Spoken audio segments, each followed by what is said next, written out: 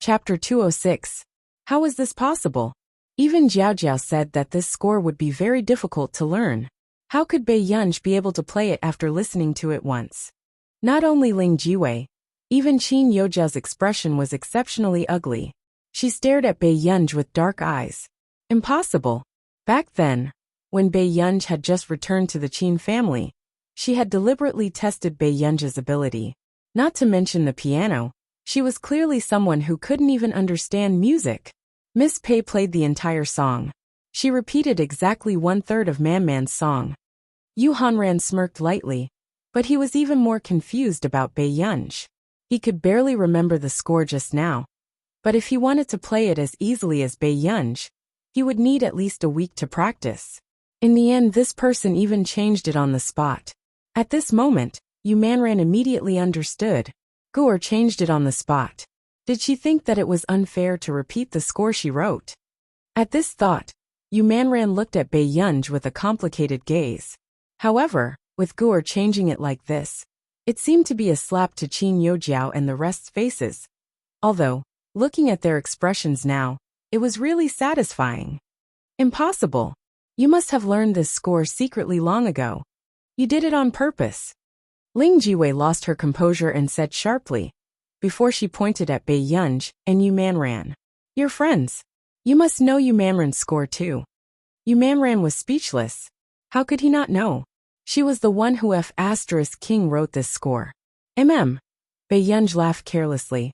There was no guilt in her eyes, but they were bright and charming. Hearing this, a glint flashed past Qin Youjiao's eyes.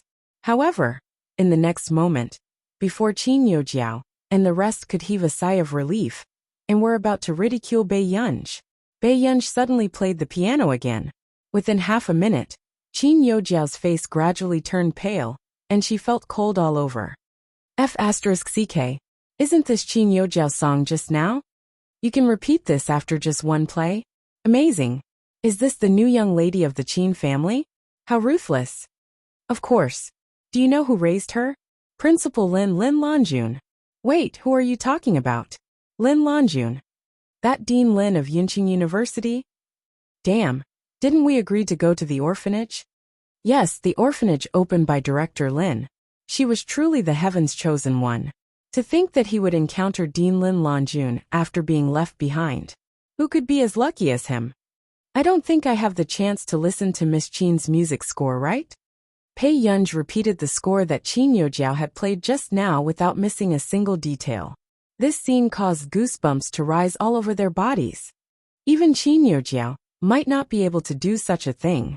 In an instant, Qin Youjiao's back was filled with coldness as she stared at Bei Yunj with dark eyes. Only Mrs. Qin and Cheng Zihuai knew about this score. It was impossible for Bei Yunj to know about it. So Bei Yunj didn't know how to play the piano at all. She had been pretending all this time. Bei Yunj, were you lying to me before? Qin Youjiao stared at Bei Yunj darkly. I thought that Miss Qin wanted me to play it so strongly, because you knew that I knew how to play it. Bei Yunj said lazily. Chapter 207.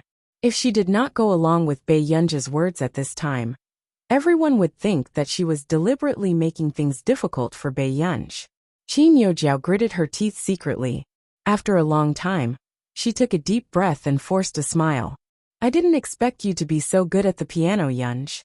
Hearing the discussions of the people around Qin Youjiao and Bei Yunj, Ling Jiwei could not help but speak up for Qin Youjiao. It's not difficult to arrange the music. That score is good to begin with. It won't be bad no matter how you change it. She's just being opportunistic. Then why don't you try being opportunistic? Yu Manran, who was beside her, said slowly. Hearing this, Ling Jiwei wanted to say something but stopped herself, her face flushing red. She bit her lip, not daring to really anger Yu Manran. Okay, this matter ends here. Cheng Zihuai glanced at Bei Yunj with slightly dark eyes. Indeed, he did not expect Bei Yunj to know how to play the piano, and she was not worse than Jiao Jiao. His tone slowed down. Jiao Jiao didn't mean to make things difficult for you. There's no need to embarrass anyone in public. His meaning was obvious. Cheng Zihuai planned to protect Qin Youjiao and not let her apologize. Hearing this, A smug smile appeared on Qin Yojiao's lips as she glanced at Bei Yunj provocatively. So what if she won? Zihuai was still on her side. Yunj, don't misunderstand Zihuai. Don't be unhappy because of this. Qin Yojiao bit her lip and said. Hearing this, Yu Manran was in disbelief. How could there be such a high-level green tea? Then, Yu Manran laughed coldly, putting on the airs of a spoiled young lady with ease. I don't know if Gu is happy or not, but I'm not happy. Miss Qin, don't forget. The person you promised to apologize to just now was me. Hearing this, Qin Yojiao's expression froze. Bei Yunj, what do you think of this? Cheng Zihuai suddenly asked. He had been staring at Bei Yunj. This was the first time he had lowered himself to talk to her. If it was in the past, Bei Yunj would have been so happy that she would not care about anything else. I think it's better for you to shut up first. Bei Yunj spoke slowly and Cheng Zihuai's face turned ashen when he heard this. Bei Yunj, you? Bei Yunj did not even look at Cheng Zihuai as he said unhurriedly. President Yu, your sister is being bullied. Aren't you going to do anything about it? Yu Hanran, who was about to watch the show. This girl was really too vicious. She treated others as tools and used them so skillfully. Yu Hanran had no choice but to step forward and walk to Yu Manran's side. He glanced at Yu Manran. Before Yu Manran could feel touched, he sneered. Yu Hanran was still flirtatious. He raised his glass of red wine to Cheng Zihuai and looked a little negligent. He raised his eyebrows and said, A child of the Cheng family? Cheng Zihuai moved his lips but did not speak. This person's aura was a bit similar to the person from the Hu family. Although it was not that oppressive, it still made him feel a little uncomfortable. Yu Hanran's smile did not reach his eyes. Although I don't like to use my status to suppress people, Man is my family's only elder young miss after all. If the Cheng family finds out that you slapped the Yu family's face in public for a little sister, will they be able to sleep? Yu Hanran gave people the feeling that he was a smiling tiger. But he could pounce over and bite someone's throat at any moment. In this venue, only Bei Yunj dared to use Yu Hanran as a tool. At this moment, Cheng Zihuai's face turned red, as if he had been mocked in public. Chapter 208. Seeing this, Qin Yojiao could not help gritting her teeth and glancing at Bei Yunj gloomily. How could she not know that the Yu family was more powerful than the Cheng family? After all, that was an aristocratic family that could even talk to the Hu family. She looked at Cheng Zihuai's handsome face and knew that Cheng Zihuai could not help her anymore. Qin Yojiao gritted her teeth and could only hold it in. I spoke inappropriately about this matter and made Miss Yu unhappy. I'll apologize to Miss Yu here. She looked at Yu Manran. After mentally preparing herself, she took a deep breath. I'm sorry, Miss Yu. I shouldn't have doubted you in public. The different gazes around made Qin Yojiao feel that she had embarrassed herself today. Seeing Qin Yojiao apologize, Cheng Zihuai felt like he had been humiliated in public and looked at Bei Yunj with dark eyes. He could not touch the Yu family. However, Bei Yunj was the one who started all of this. Cheng Zihuai clenched his fists. As long as he entered the A.M. Computing Institute and developed the Cheng Corporation's information technology industry into the top industry in the country, he would make Bei Yunj regret going against him now sooner or later. At this thought, Cheng Zihuai's expression softened, and he pushed Qin Yojiao away. Soon, Yu Hanran walked in front of Bei Yunj and smiled insincerely. Little girl, shouldn't you thank me for helping you so much? Did Qin Yojiao apologize to me? Yu Hanran was speechless. Why does this little girl look like Master Du? I wonder why Master Du likes a little girl like you. Yu Hanran muttered unconsciously. Hearing this, Bei Yunj suddenly remembered something and smiled brightly. Although I know President Yu's usual habits, I still hope that if President Yu doesn't have anything serious to do, it's best if you don't bring your friends out to play. How could Yu Hanran not tell that Bei Yunj was trying to say that he was a playboy? All of a sudden, Yu Hanran knew why Bei Yunj said that. It was because of the time when he and Huashidu met their business partner at the clubhouse. Little girl, you've really wronged me this time. That time, I had something to discuss. Otherwise, how capable do you think I am to ask Master Du out? Yu Hanran could not help but laugh. In his heart, He was even more curious about Huashidu and Huajinyao. Originally, he thought it was the big bad wolf and the little white rabbit, but he didn't expect it to be a little fox. Interesting. After listening to the explanation, Bei Yunj raised her eyebrows. She did not expect that she had received the wrong information. I see. Bei Yunj nodded and left after saying a few words. Thank you for your hard work. Yu Hanran. After Bei Yunj left, Yu Manran changed into a pair of lower heels and came back. Where's Gur? Where's Gur? Yu Manran looked excited. Yu Hanran glanced at her. When did you meet her? Just last month. Wasn't it because... Yu Manran was about to say something, but she was worried about Bei Yunj and shut her mouth. She rolled her eyes and left. It's none of your business. Yu Hanran. After watching this big show, everyone thought that today's gossip would be over. However, they did not expect to see Mother Qin, who was wearing a lake blue cheongsam, appear in front of everyone. Everyone knew that Mother Qin had publicly severed ties with her daughter, who had just been found. Chapter 209. The Qin family must have monopolized the gossip business this year. Since the second half of the year, their family has been gossiping nonstop. A baby-faced girl was speechless. Yes, if it were our family, no one would be willing to listen. The baby-faced girl was speechless. Sorry for the interruption. She was not worthy. There were also many guests in the living room. When Mrs. Qin arrived, many rich madams surrounded her. After all, the Qin family's 3 sons, and their beloved daughter, had always been popular in the circle. Mrs. Qin, you're finally here. Is it only the daughter of the family today? Are the young masters so difficult to invite? A madam joked. It's too difficult to manage the 3 of them.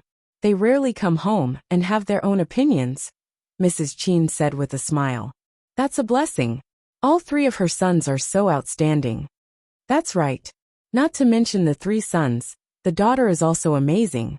No one has been able to catch up to our Jiao since she was young, right?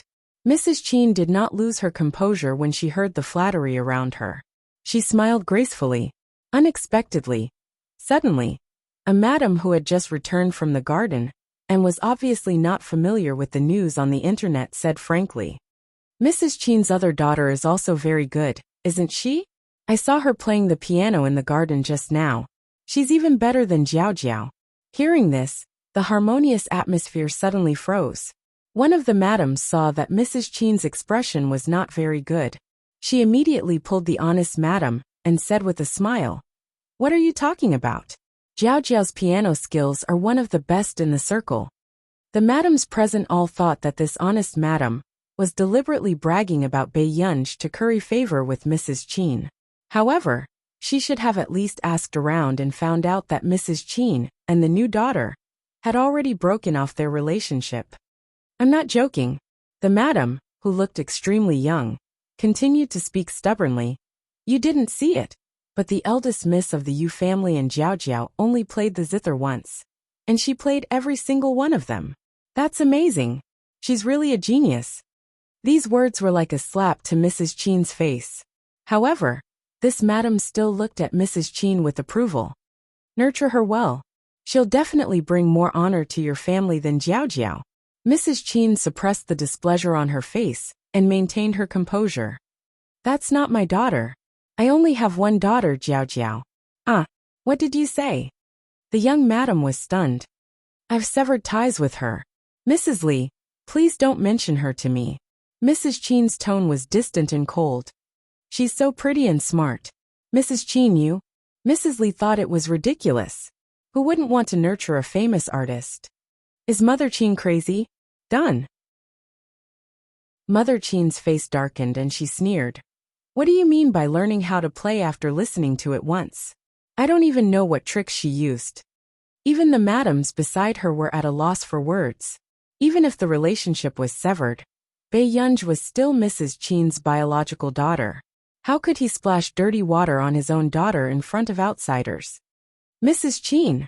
Mrs. Li looked at Mrs. Qin's dark face and didn't want to continue being annoying. She could only sigh. That girl was beautiful, had an unbelievably good temperament, and played the piano well. Mrs. Qin didn't know who would be at a disadvantage if she didn't acknowledge such a daughter. Chapter 210. Mrs. Li sighed. In her heart, she still wanted to build a good relationship with Bai Yunj. This girl was born with a noble appearance. If she was her daughter, she could be a vegetarian for a year. Mrs. Qin, can you give me her contact number? Mrs. Li stepped on the tiger's tail, her expression still sincere. Mrs. Qin's expression darkened, and she only said 2 words. Delete it. At this moment, the other madams were afraid that Mrs. Qin would flare up on the spot. Fortunately, Qin Yojiao arrived not long after. Mom, why are you only here now? Qin Yojiao said with a smile. Hearing this, Mrs. Qin immediately turned around and walked to Qin Yojiao's side, saying with heartache, I already said that the injury on your leg hasn't healed yet, but you still insisted on coming over to celebrate old Madame Lu's birthday. I was training overseas for a year and didn't come to see Grandma Lu. I definitely have to come this time. Hearing this, Mrs. Qin's attention was not on these words. Instead, she noticed Qin Yojiao's red eyes. Jiao, why are your eyes red? Did you cry just now? Changing the topic, Mrs. Qin's expression darkened. It's Bai Yunj, isn't it? Mrs. Qin, what are you talking about? Miss Pei didn't do anything, Mrs. Li said unhappily. Hearing this, the other madams looked at Mrs. Li with admiration. This Mrs. Li was a tough person. Suddenly Cheng Zihui said, Auntie Qin, I'm sorry. I didn't take good care of Jiao. How can I blame you for this? Hearing this, Mrs. Qin's expression softened, but she hated Bai Yunj even more. As long as she came, Jiao would be in trouble. Jinx. Everyone knew who Mrs. Qin was talking about. At this moment, Qin Yojiao grabbed Mrs. Qin's hand. Mom, it's okay. I've done something to let her down before. Mrs. Qin's expression was terrible as she pursed her lips and remained silent. All of a sudden, what's wrong with Auntie Qin? Not far away someone laughed. Hearing this, the darkness on Mrs. Qin's face disappeared. She went forward to hold the person's hand and said lovingly, Yun Nua, why are you here? This was the eldest young lady of the Yun family, and the second daughter-in-law that Mrs. Qin wanted to matchmake. For Qin Yu, Yun Nuk was willing to develop in the entertainment industry. Now, she was a popular celebrity in the industry. I wanted to see Auntie and Sister Jiao. Yun Nua looked at Qin Yojiao in surprise. Jiao, what happened to your leg? It's nothing. I accidentally fell. Qin Yojiao chuckled. Yun Nua frowned. She had seen the news online too. She didn't know what was wrong with Qin Yu. He was suddenly so good to that new sister. And his relationship with Qin Yojiao seemed to have worsened. Jiao, what happened between you and your second brother? Yun Nua asked gently. I don't know either. Second brother might have heard something from someone. Qin Yojiao lowered her head and gripped her skirt tightly. Mother Qin sneered. What else could it be? Someone came back and turned the Qin family upside down. Hearing this, Mrs. Li restrained herself from arguing with Mrs. Qin. She rolled her eyes elegantly and left with her wine glass. This family seemed to be sick in the head. She was such a good daughter, yet he despised her. Yun Nua glanced at Mrs. Li who had left. She didn't know if she should interfere in the Qin family's matters, although she had always had a good relationship with Qin Yojiao. However, this was also to be with Qin Yu. Sister, the desserts here are not bad. Qin Yojiao suddenly took a few macarons for her and revealed the diamond necklace on her wrist intentionally or unintentionally. Chapter 211. A dark look flashed past Yun Nua's eyes. That was the only one Qin Yu had bought at an auction in our nation. Back then, she thought that Qin Yu would give it to her, but she didn't expect him to give it to Qin Yojiao. This also showed how much Qin Yu loved his sister.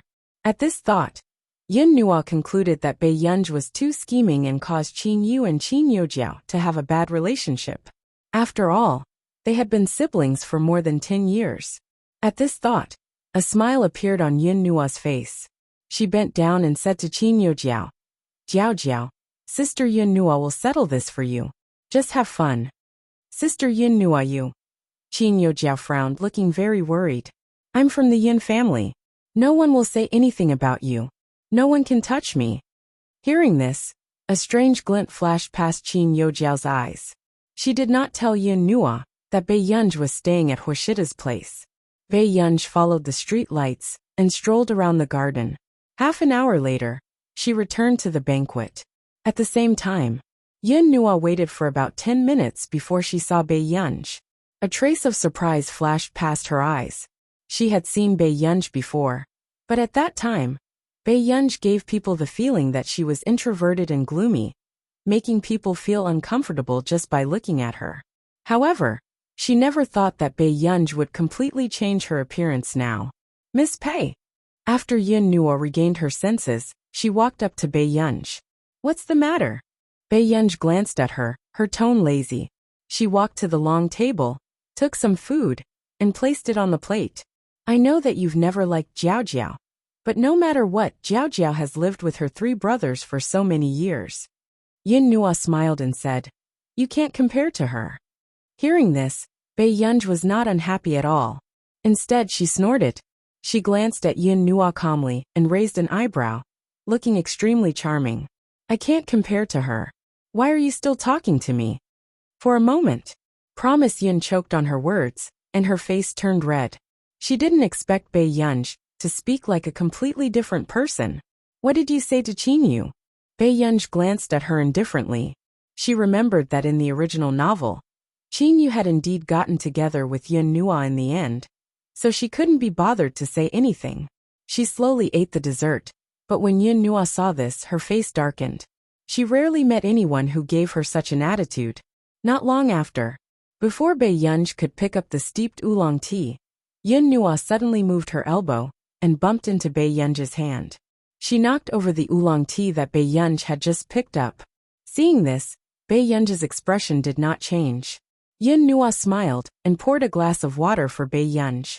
Drink some water. Isn't it good? A moment later, Bei Yunj took the water from Yin Nua. At this moment, the smile in Yin Nua's eyes deepened.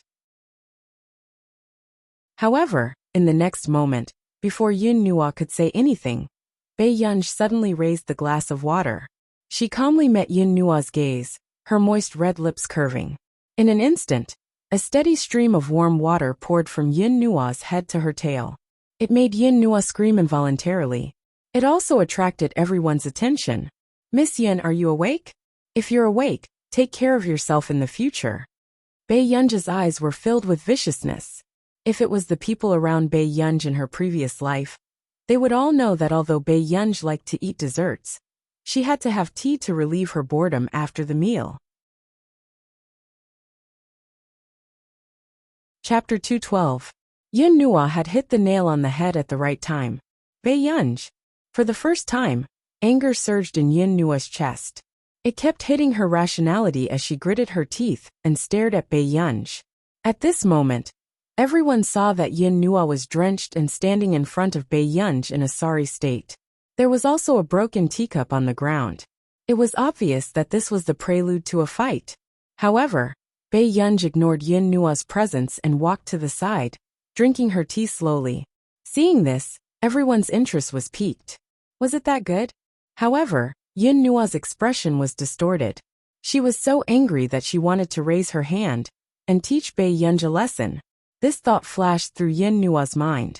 Soon, she really took a step forward and raised her hand.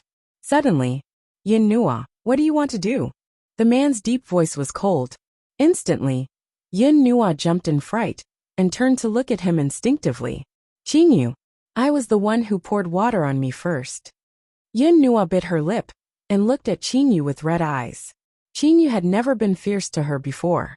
Qin Yu pursed his lips and walked to Bei Yunj's side without a word. His voice suddenly became gentle. Gu, are you alright? Bei Yunj's eyelids moved, and she saw the nervousness in Qin Yu's eyes. I'm fine. Qin Yu, I was bullied. Are you blind? Yin Nua's usual temper flared up and she shouted angrily. If it was before, no matter how unhappy Qin Yu was, he would only ignore her. However, at this moment, she saw Qin Yu slowly turn around, his eyes cold and distant. Stay away from Gu in the future. Yin Nua's body froze, as if she was filled with coldness. I'm just teaching her for you. I don't really hate her, she explained immediately. Yin Nua was really afraid that Qin Yu would ignore her. Do I need you to teach me? Qin Yu chuckled carelessly, but his tone was sarcastic. At this moment, Yin Nua completely knew why Mrs. Qin and Qin Yojiao hated Bei Yunj so much. What right did she have to make Qin Yu protect her like this? Even if they were biological siblings, they were just strangers who had only met a few times. Qin Yu, didn't you realize that because of her, your relationship with your family is already bad? Qin Yu's arrogant eyes were filled with impatience. Are you done? If you're done, don't ever appear in front of me again. Qin Yu, how long have we known each other? How many times have you met her? Yin Nua, I'll say it again. I don't like you at all. Don't make me say anything more unpleasant. Let's leave some dignity for each other. Qin Yu rarely embarrassed the opposite sex in public. Although he looked cold and arrogant, he respected girls very much. But this time, Yin Nua had touched Qin Yu's reverse scale. Yin Nua looked at Qin Yu. Seeing that he did not care about their relationship at all, she could not help but tear up. She had never suffered such grievances in her entire life. Sister Yin Nua, why are you crying? Suddenly, Qin Yojiao and Cheng Zihuai came over. Qin Yojiao comforted Yin Nua and said softly, Second brother won't really ignore you. Sister Yin Nua, it'll be fine in a few days. With that said, a dark look flashed past her eyes. She did not expect Qin Yu to return at this time. She did not expect Qin Yu to not even care about Yin Nua's face. Suddenly, Chapter 213. Hearing this, Yin Nua's face, which was already covered in tears, paled instantly. Qin Yojiao's expression also froze in her hand that was wiping Yin Nua's tears froze. A thought appeared in her mind. Was second brother doing this to slap her face? Qin Yu, I was wrong. Can you not be angry? Yin Nua regretted it in her heart, but she hated Bei Yunj even more for being doted on by Qin Yu. Even Qin Yojiao back then had never made her feel so unbalanced. However, at this moment, Yin Nua was even more afraid that Qin Yu would really refuse to appear on the screen with her. If that happened, their CP fans would definitely drop. They would also definitely sense Qin Yu's cold attitude towards her. You should apologize to my sister, not me. Qin Yu snorted, his tone cold. These words made Yin Nua's face turn red and pale. She was the elder young miss of the Yin family after all. Even if it was Qin Yojiao, she couldn't lower her head and apologize, let alone Bei Yunj. Suddenly, there's no need, Bei Yunj said slowly. Miss Yin, you just have to take care of yourself. Yin Nua gritted her teeth and looked at Bei Yunj angrily. However, when she felt Qin Yu's cold gaze, her expression changed immediately. It's Sister Yin's fault. Sister Yin will apologize to you. Yunj, can you forgive me? Bei Yunj's beautiful eyes relaxed and she looked bright and arrogant. No, Sister Yin. In an instant, the atmosphere was cold and silent. Yin Nua's expression was distorted. If Qin Yu wasn't beside Bei Yunj, Yin Nua wanted to rush up and tear Bei Yunj's face apart. Suddenly, desk mate, a low and casual young man's voice rang out. Bei Yunj turned around and saw Lu Yuanxi wearing a black t-shirt and flip-flops. His hair was messy and fluffy as he appeared in front of her. The boy was tall and handsome. He didn't look sloppy at all. Instead, he looked lazy and cute. Bei Yunj suddenly remembered. Lu Yuanxi, the Lu family. No wonder the teachers in the school treated him like an ancestor. Yuanxi, who are you calling? An old lady with a clear voice appeared in front of everyone. Grandma, this is my desk mate. Lu Yuanxi glanced at old Madame Lu, then raised his chin towards Bei Yunj. Your desk mate? A woman? Old Madame Lu's heart skipped a beat. When she turned around and saw Bei Yunj clearly, she was even more shocked. Wasn't this the girl she had tried to blackmail last time? Didn't she still have a son and a very handsome and young husband? Bei Yunj, who met the old madame's gaze, was speechless. To think that there was such a fate. You're not that. That. Bei Yunj interrupted old Madame Lu with a smile. My name is Bei Yunj. I've met old Madame Lu before. This scene confused Qin Yu and the others. They did not know how the two of them had met. Only Lu Yuanxi rubbed the back of his head and suddenly remembered something. Last month, he had seen his grandma blackmailing a girl on the streets and wanted to introduce her to him. Suddenly, Lu Yuanxi's expression darkened. This old lady had even blackmailed Bei Yunj. Had she gone crazy from missing her granddaughter-in-law? Soon, old Madame Lu roughly understood what was going on, but she was not angry. Instead, she was full of smiles. Yes, we've met before. The two of us are fated to meet.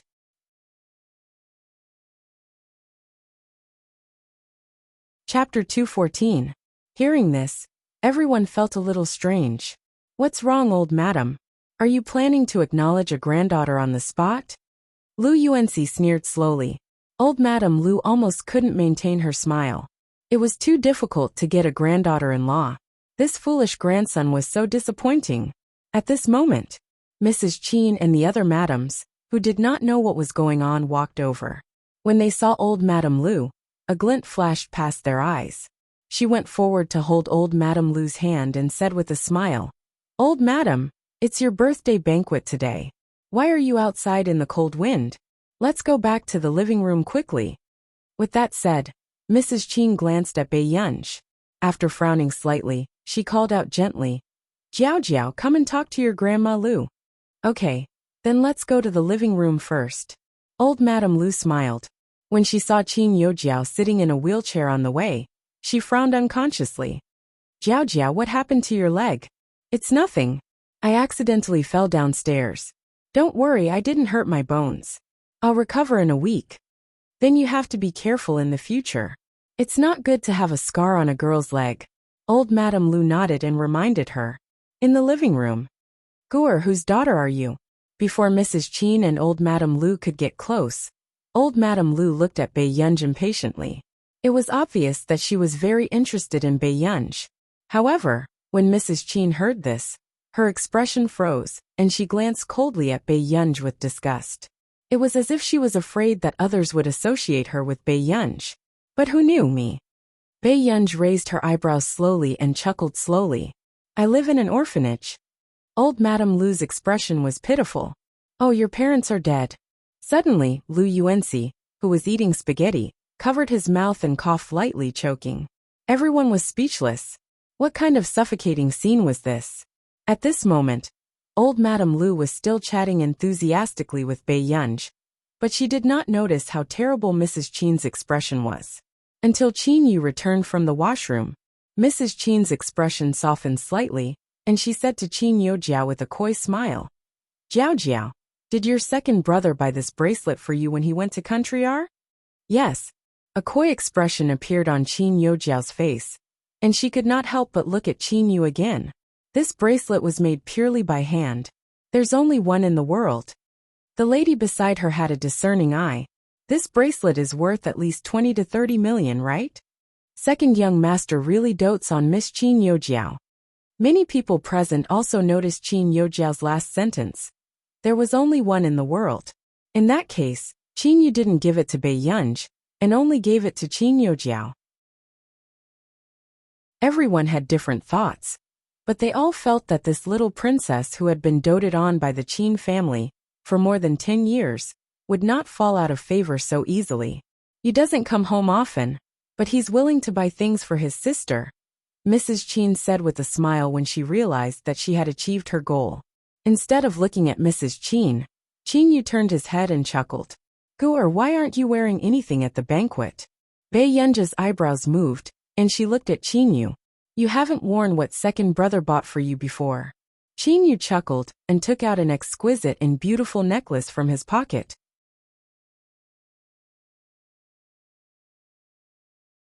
Chapter 215. Soon, Bei Yunj felt a cool touch in front of her collarbone. After Qin Yu put on the necklace for Bei Yunj, he let go of her hand calmly. Looking at Bei Yunj, his gaze was deep and gentle. "My Guer is very pretty." Suddenly, someone's knife and fork fell on the table, attracting the attention of many people. F***ck sister, look at that necklace. Is it the Queen of Pozibi's necklace? The baby-faced girl shook her sister's hand crazily. "You must have seen wrongly." "Of course not. I studied jewelry design for nothing. This is definitely the real deal."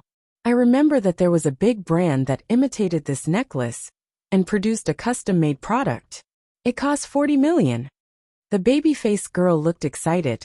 Hearing this, the rest of the people were stunned. Queen of Posebi's necklace. He remembered that 10 years ago, the last auction had been sold for more than 98 million.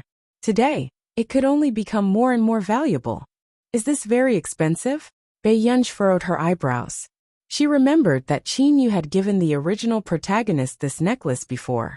However, she did not expect it to be so valuable. It's all right. Qin Yu smirked.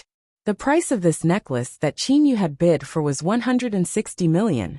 After all, this was a real antique and had collectible value. Qin Yu remembered that he was still filming in our nation at that time, because Qin Yojiao kept quarreling and insisted on getting a bracelet from an auction. He also went to bid for it. But because this bracelet was unique, Qin Yu remembered that he had a new sister at home, and he wanted to prepare a gift for her. So, he secretly bid for this Queen of Posebi's necklace. After all, this was his first gift for his new sister. At this thought, Qin Yu's gaze on Bei Yunj became gentler. This might be the only thing he had done right in his previous life. When did second brother buy that necklace for Yunj? Qin Yojiao suppressed her emotions, but her eyes were red with jealousy, and she felt even more indignant. This should have belonged to her. When Guo returned to the Qin family for the first time, Qin Yu's eyes turned cold calmly and he sneered. Hearing this, not only Qin Yojiao, even Mrs. Qin did not expect Qin Yu to give Bei Yunj such an expensive gift in private. Even for Qin Yojiao, the most expensive thing was the bracelet she was wearing today. In an instant, Qin Yojiao's face paled. She found this hard to believe. Bei Yunj touched the necklace in front of her collarbone, wondering why the original owner of her body didn't sell this thing. At this moment, old Madame Lu tugged at Lu Yuanxi's sleeve and asked curiously, "What's the relationship between Guo and the Qin family?" "Oh, the second lady on your left is the mother of my deskmate." Lu Yuanxi continued to eat his noodles. "I don't want to." Suddenly, the back of Lu Yuanxi's head suffered a palm strike. Old Madame Lu was angry and annoyed. "You rascal, why didn't you tell me earlier?" This palm almost pressed Lu Yuanxi's head into the ground. "Lu Yuanxi, what did this have to do with her? Don't poke your nose into other people's business." Lu Yuanxi furrowed his eyebrows. His deskmate was a barrel of explosives that could explode at any time. Was he tired of living if he went up to her now? Old Madame Lu despised and hated him. Is this brat's brain all used on gaming? Don't you have any feelings for Guo? Chapter 216. Old Madam, you just woke up too? Lu Yuanxi chuckled and continued to eat his noodles. The corners of old Madame Lu's lips twitched. She suspected that their Lu family might have no descendants because of this little B** starred. If this little girl is abducted, you'll regret it. With that said, old Madame Lu suddenly thought of the man who pretended to be Bei Yunj's husband last time. He was young and handsome and looked equally dignified. There's no hope. Old Madame Lu's eyelids twitched. Compared to that young man, Lu Yuanxi was indeed too different. Soon, Yu Hanran also brought Yu Manran to the living room. However, before Yu Hanran could find a seat and sit beside Bei Yunj, Qin Yu suddenly said gently, "Hanran, I have something to talk to you about." Yu Hanran was perplexed. What was wrong with Qin Yu? Had he already forgotten that they were sworn enemies? Yu Hanran's eyelids twitched, but he still sat beside Qin Yu. He was about to speak. "Are you? Ha, at least you know what's good for you." Qin Yu snorted.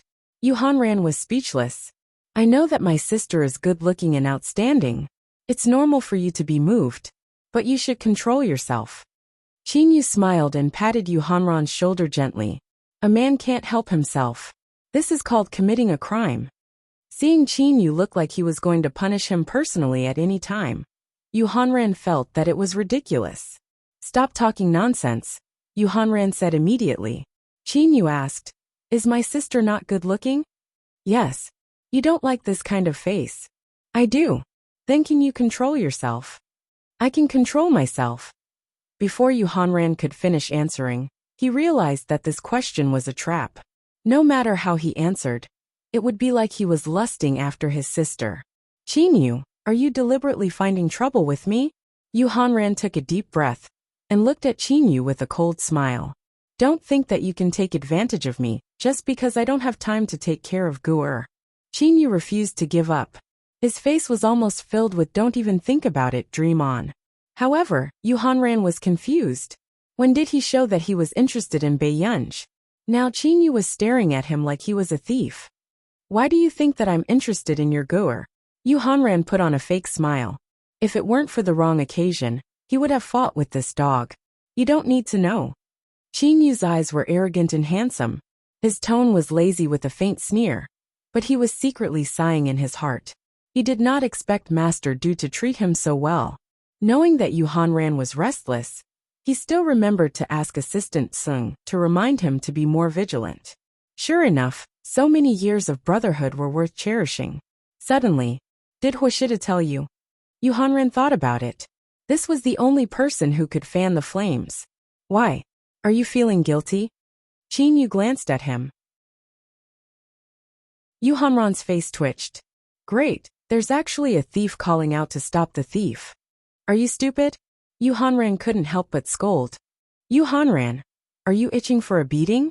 Qinyu's expression also darkened. Me? Qinyu, take a F***king look. Do I look like someone who would steal your little cabbage? Yu Hanran laughed in anger. Qinyu snorted. Yu Hanran, do you have some misunderstanding about yourself? At this moment, what are you talking about? Bei Yunj asked.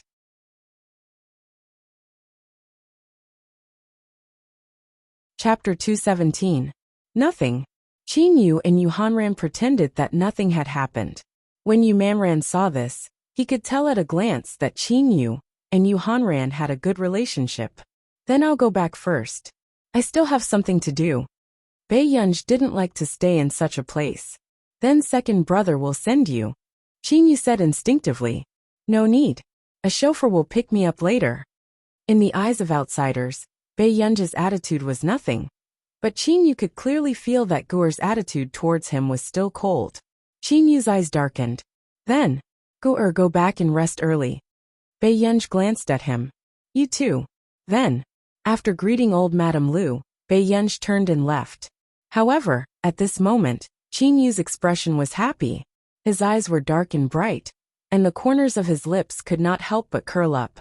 Was Gu'er concerned about him just now? After getting this understanding, Qinyu decided to work hard so that Gu'er could accept him as her second brother again. Until he regained his senses, Qinyu saw Yu Hanran raise an eyebrow and look at him with a gloating gaze. Did Qinyu's usual intelligence lose all of it when it came to his sister? Eat more. Don't you like to eat cabbage? Qinyu picked up a few cabbages for Yu Hanran in a friendly manner. Yu Hanran took a deep breath and chuckled soon. He really picked up his wooden chopsticks and ate the cabbage calmly. Your cabbage? King planted your cabbage in someone else's den, and you're still afraid of being bitten. Although Yu Hanran was angry, he was still a person who liked to watch a show. He would not tell Qinyu the truth.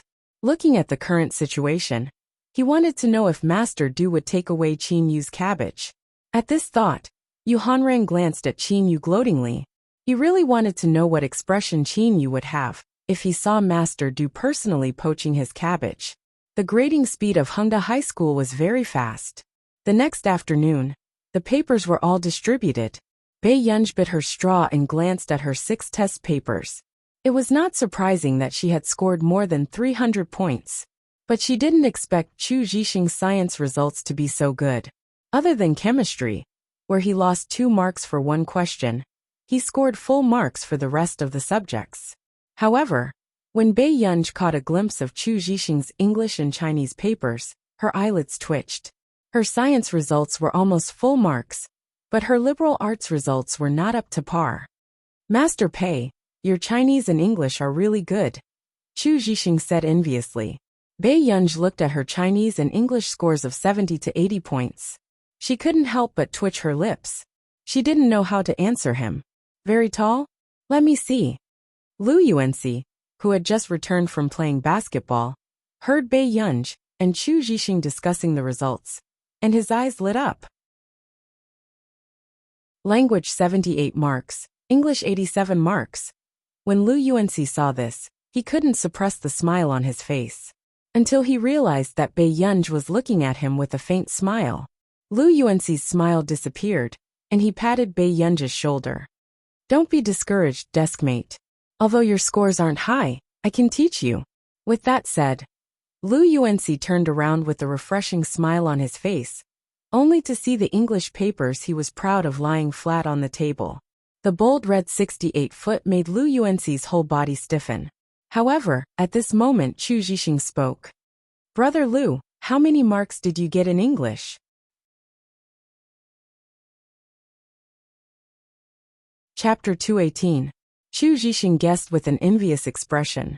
145? 146? Seeing that Lu Yuanxi did not answer, Chu Zhixing thought that his guess was still too low, and his expression became even more impressed. He did not expect Brother Lu to really be a hidden genius. At this moment, Bei Yunj happened to glance to the side and saw the clear 68-foot. Immediately, Lu Yuanxi heard a soft laugh from the side, as if someone could not hold it in. Lu Yuanxi looked at Bei Yunj expressionlessly and gritted his teeth. It must be a mistake. He grew up in our country. How could his score be so low? It was even lower than Bei Yunj's. Brother Lu. Before Chu Zhixing could ask, he was interrupted by Lu Yuanxi. Shut up. At first, Chu Zhixing was confused until he saw the 68-foot on Lu Yuanxi's paper. After a moment of silence, Chu Zhixing quietly put away his 66 paper, afraid that he would agitate Lu Yuanxi. However, at this moment, Bei Yunj showed a rare trace of pity and comforted him. At least the total score is over 100. Lu Yuanxi really wanted to curse. In Class 1. Jiao, what kind of big boss are you? You're second in the cohort again. The girl could not help but be excited. I'm lucky. Qin Youjia smiled. It was only when Ling Jiwei walked into Class 1 that her eyes lit up. Jiao, I heard a teacher praising you in the office just now. You're second again, and first in the liberal arts. Ling Jiwei teased. Isn't it time to treat us? Every time we take an exam, you all find reasons to exploit me. Qin Youjia said coquettishly. Who asked Jiao to be so amazing? At this point, Ling Jiwei suddenly remembered Bei Yunj's results that she had seen in the office just now, and a mocking look appeared in her eyes. Unlike someone who can't be helped by mud. Wei, are you talking about that Bei Yunj? Qin Youjia was also quite popular with girls in class. The girls who often followed Qin Youjia naturally didn't like Bei Yunj. Especially not long ago, Bei Yunj was ranked first in the Tieba Forum for the most beautiful girl in school. Qin Youjia's total votes were not even 1/5 of Bei Yunj's. Yeah, a total score of more than 300 points, 28th from the bottom of the grade. Ling Jiwei's tone was sarcastic and gloating. With these grades, I don't even know what university you can go to. Hearing this, a dark look flashed past Qin Youjia's eyes as she heaved a sigh of relief in her heart. Ever since she saw Bei Yunj playing the piano at the Lu family's house yesterday, she had been feeling uneasy. She was afraid that there would be a change in her performance today. Fortunately, Bei Yunj's results were within her expectations. She couldn't be compared to her. She came from that kind of high school.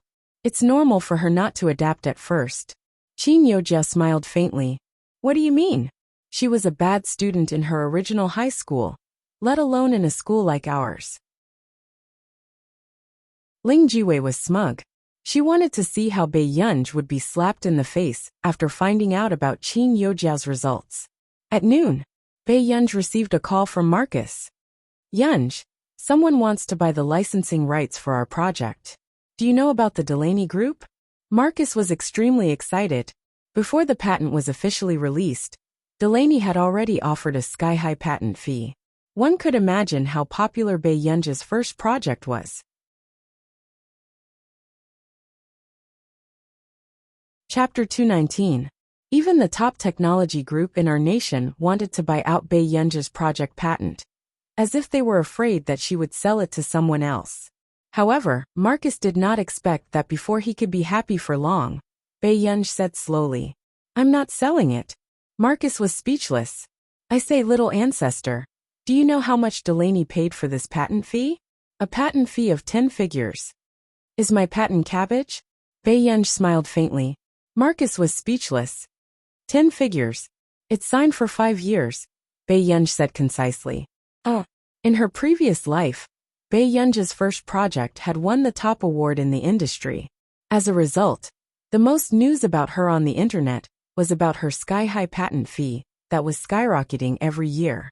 This was really a big boss who dared to suck the blood of capitalists.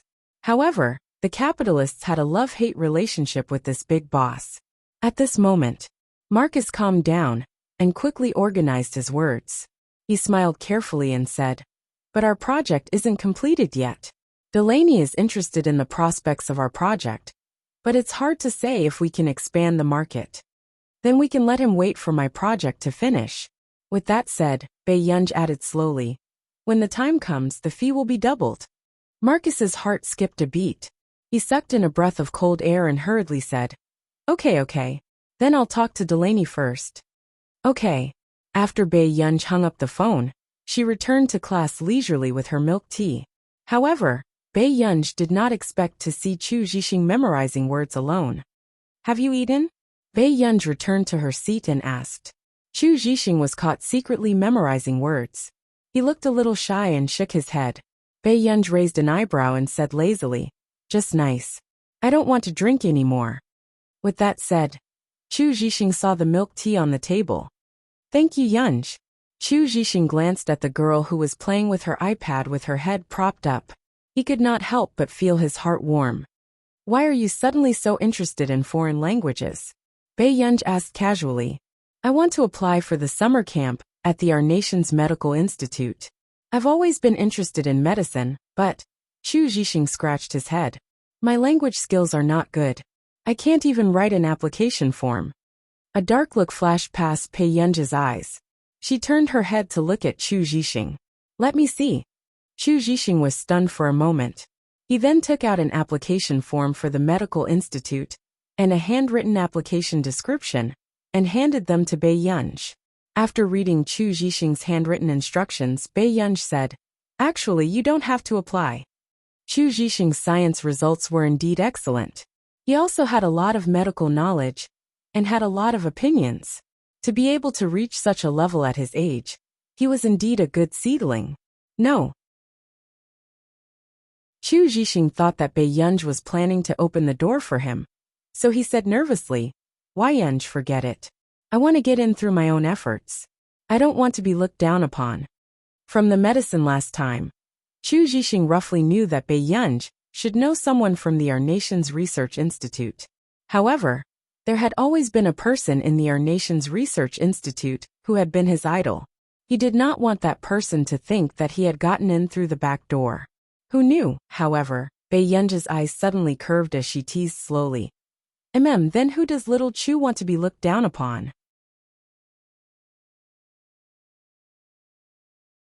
Chapter 220. Chu Zhixing's face flushed red. No one.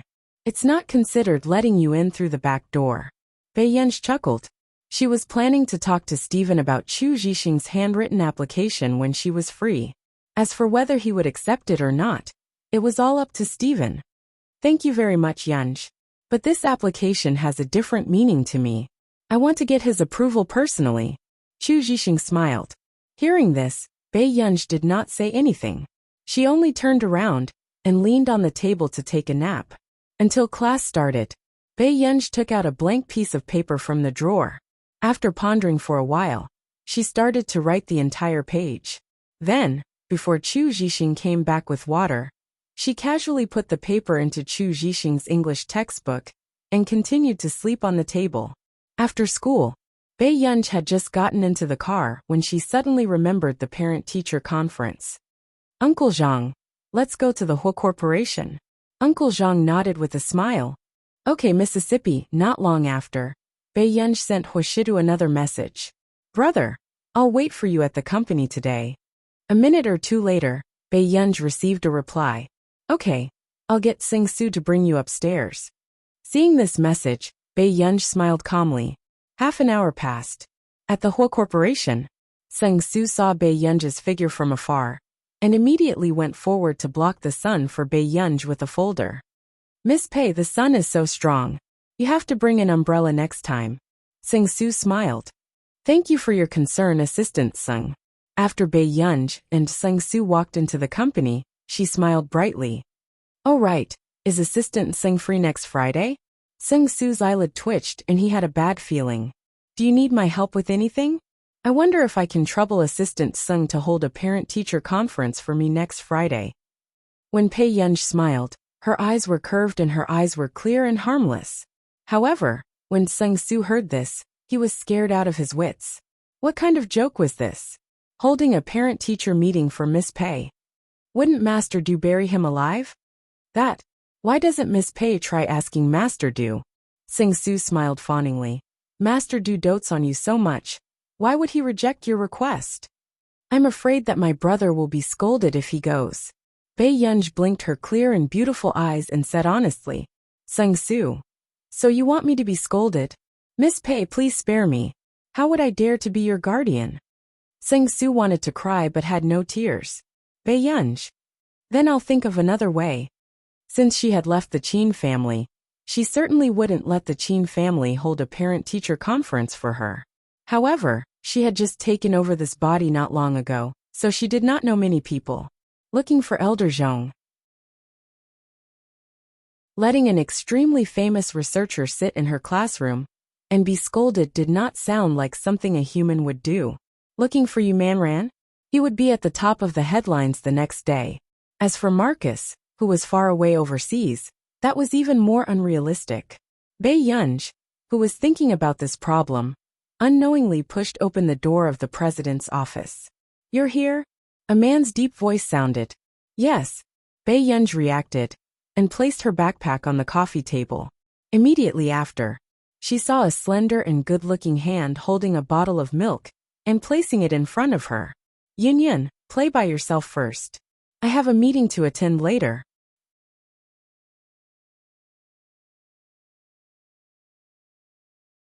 Chapter 221. Bae Yunj looked at the milk that seemed to have been specially prepared for her, and her pretty eyes moved unconsciously. Got it. She reached out to take the milk. Seeing this, the man chuckled softly, and only left the office when someone outside reminded him. However, not long after, Bae Yunj pushed her homework aside and took out her iPad to check on the follow-up of her 2 interns' projects. Suddenly, Bae Yunj received several messages from Yu Manran. Qin Yojiao wants to enter the entertainment industry? I heard that she's planning to sign a contract with your second brother's personal studio. Is this woman manipulating public opinion for the sake of convenience in the future? I've already seen the company's marketing accounts clearing her name. Smile. Gur, are you there? After reading these messages, Bae Yunj raised an eyebrow slightly. Indeed, she did not expect Qin Yojiao to choose to enter the entertainment industry at this time.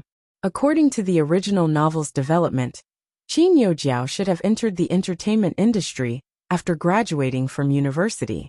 Then, Bae Yunj moved her fingers lightly and typed a paragraph of text. The new song is pretty good. Practice your high notes well this month. The next new song will be the one that made you famous. At this moment, Yu Manran, who was drinking water backstage, choked and coughed violently as his eyes widened in disbelief. Sister man, can you not look like a young girl in love? Why are you staring at your phone and smiling foolishly? What if the paparazzi take photos of you? The manager's eyelids twitched uncontrollably. She really did not expect Yu Manran to be so lucky to meet a benefactor in a bar.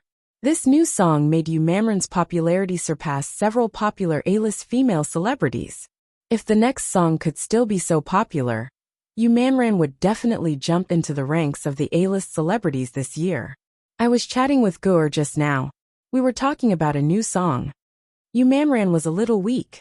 His recent popularity had already made Yu Manran feel that it was unreal. And Bae Yunj's words just now made Yu Manran feel like he was dreaming. The manager was suddenly even more agitated than Yu Manran. What did she say to you? Yu Manran's eyelids twitched. He turned to look at her and said, she told me to practice my high notes properly. My next song will be the one that will make me famous. If someone else had said something like this, she might have thought that the person was bragging. But Bae was different. That new song had only been released for less than a week, but it had already dominated all the charts in the country. Recently, the popularity of his new songs overseas had also been rising. There were even well-known singers who adapted and covered the song. In this situation, even she felt that this song was enough for Yu Manran to earn a lifetime of dividends. However, Bae even told Yu Manran that the next song would be Yu Manran's masterpiece. The manager felt goosebumps all over her body. Man, did your ancestors accumulate virtue for 18 lifetimes? How could such a lucky thing happen to her? Yu Manran said frankly, I'm starting to think so too. The manager was speechless. However, Yu Manran still couldn't help but worry. Qin Yojiao's motive for entering the entertainment industry was definitely not that simple. What if she was planning to use her identity as an artiste to step on Bae in the villa? Qin Yu had just taken a shower when he saw his manager's serious expression. What's wrong? He looked up. Miss Qin signed up for our studio.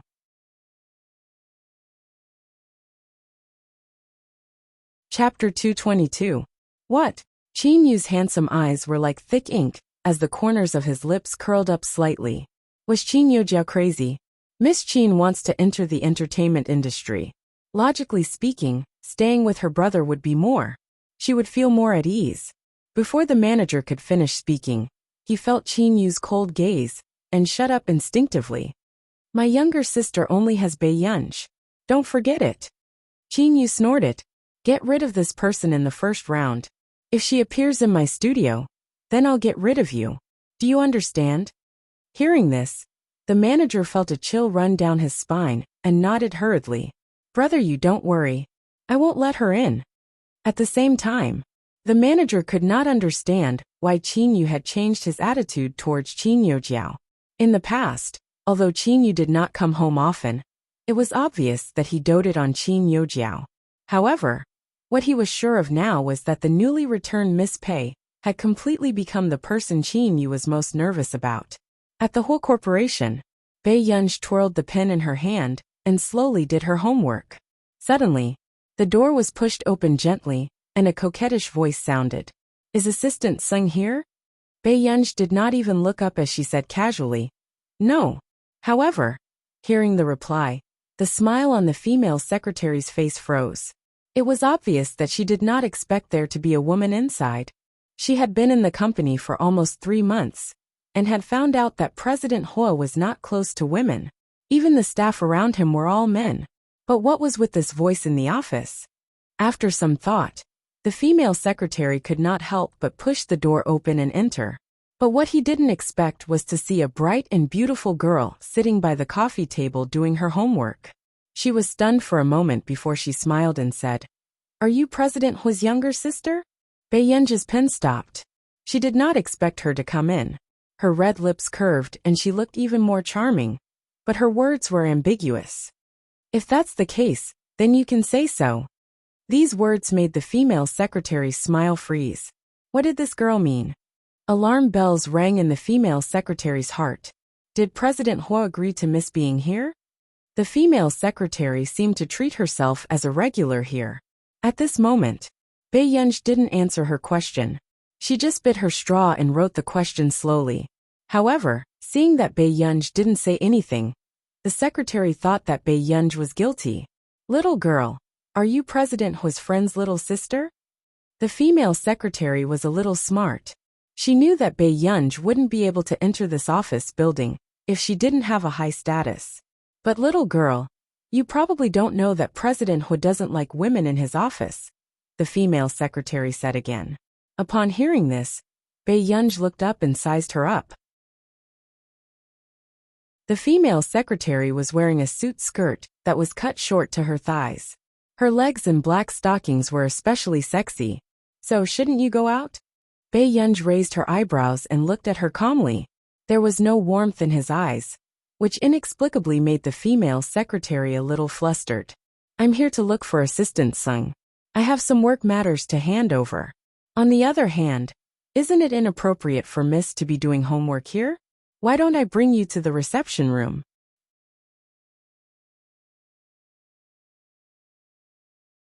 Chapter 223. Bae Yunj glanced at this troublesome woman, and then glanced at the phone screen. They will be back in 3 minutes. Why aren't you leaving? Miss, please come out with me. As an employee, I have to do my best for my boss. The female secretary did not believe that this girl really knew when Master Du would be back.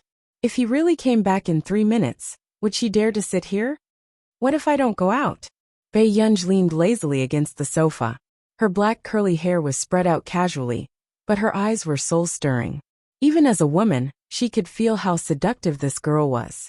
The female secretary gritted her teeth and deliberately scared her. Miss, you don't want me to ask the security guards to ask you to leave, do you? A young lady with such a good family background should be the most afraid of losing face. Miss Secretary, did you misunderstand something? Bae Yunj suddenly smiled. Hearing this, the female secretary could not help but walk towards Bae Yunj. She thought that Bae Yunj was afraid and was about to give in. What did you misunderstand? The female secretary waited for Bae Yunj to explain clearly. Unexpectedly, Bae Yunj suddenly stood up. Bae Yunj leaned close to her ear and said in a clear tone, I'm not your president's sister. I'm his child bride. Hearing this, the female secretary's legs almost went weak. She had heard that many wealthy families groomed outstanding wives for their heirs. But in this era very few people did so. Then, before the female secretary could retort, the man's light voice suddenly sounded from the door. Yunyan, what are you doing? Huashidu had just pushed open the door when he saw this young lady's eyes crinkling. He did not know what she said to the woman beside her, but that woman's expression changed drastically. This child was making a fuss again. When Bae Yunj saw that Huashidu had returned, she sat back on the sofa and looked at the female secretary again with a smile. The female secretary did not expect Bae Yunj to be telling the truth. President Hua actually came back at this time. She was flustered, especially when she met Huashida's cold eyes. President Hua. Who let you in?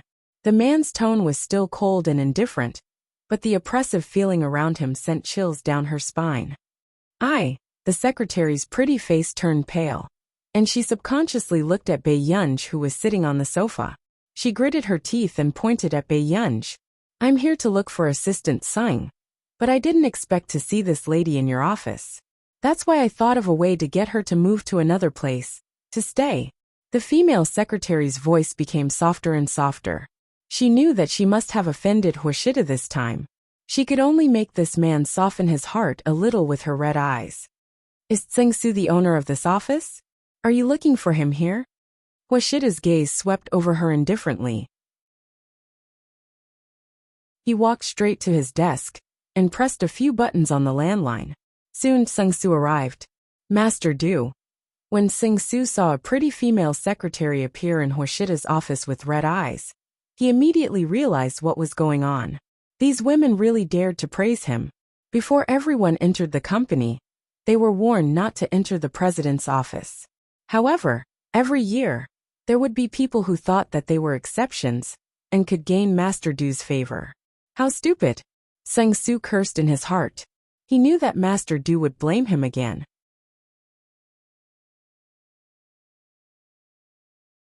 Chapter 224. Is this the person you've interviewed? The man's pair of lustful eyes were dangerous and deep. Tseng-su quickly lowered his head. Master Du, I didn't take good care of the newbie. Get her out.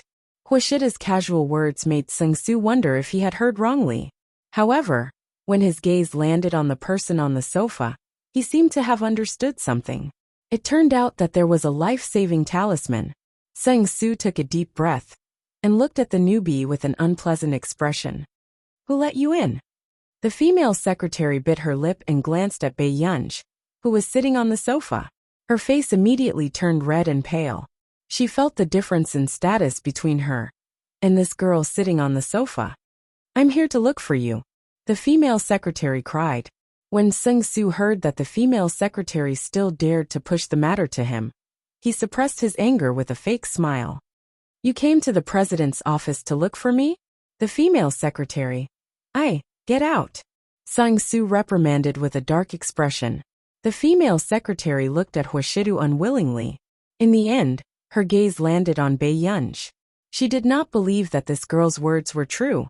In the next moment, the female secretary left with Sang Su. What were you talking to someone about just now? After they left, Huashidu sat on the sofa again and glanced at Bei Yunj's one-page homework. I was helping brother. Bei Yunj's tone was calm, but her eyes were clear and seductive. Huashidu let out a long laugh. His well-defined hand slowly tugged at his tie lazily and ostentatiously. What did Union help brother with? Brother has a lot of love affairs. Bei Yunj looked at Huashida's noble and handsome appearance, and her eyes curved. If I cut them off, will brother's heart ache? The man's magnetic voice was low and flirtatious. He pinched Bei Yunj's face casually. How would I dare, little kid? There was a hint of indulgence in his casual flirtatious tone. The only thing Bei Yunj could see was the mole on the tip of her throat. She was emboldened. Brother, come closer. Let's discuss something. What is it? Huashida's eyes were faint, but the corners of his upturned eyes were charming.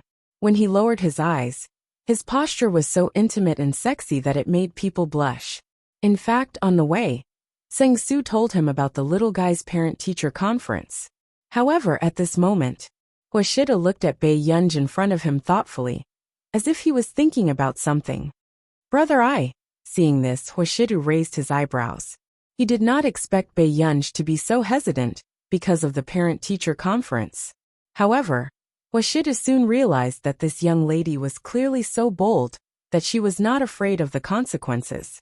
Suddenly, her fair and slender hand directly touched the mole on the man's Adam's apple. Huashida's gaze quickly turned dark and aggressive. He immediately grabbed that lawless hand. Bei Yunj saw the mole move along with the man's sexy Adam's apple. It made her heart tremble. Then, she looked up and sensed a dangerous emotion in the man's eyes. It was almost indiscernible. Bei Yunj. She had gone overboard. The man licked his thin red lips, his gaze fixed on her. His low and hoarse laughter tickled her eardrums. It was so sexy and made her heart itch. The darkness in his eyes made her legs go weak. Child, why are you being a hooligan?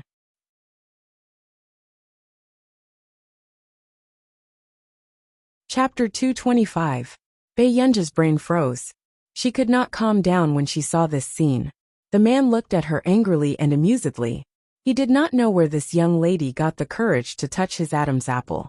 After sorting out his emotions, Huashida leaned closer and rubbed his fingers against her face intimately. His low and magnetic voice was ambiguous and ostentatious. Do you want to see how bad I am? The light in the man's eyes was hidden.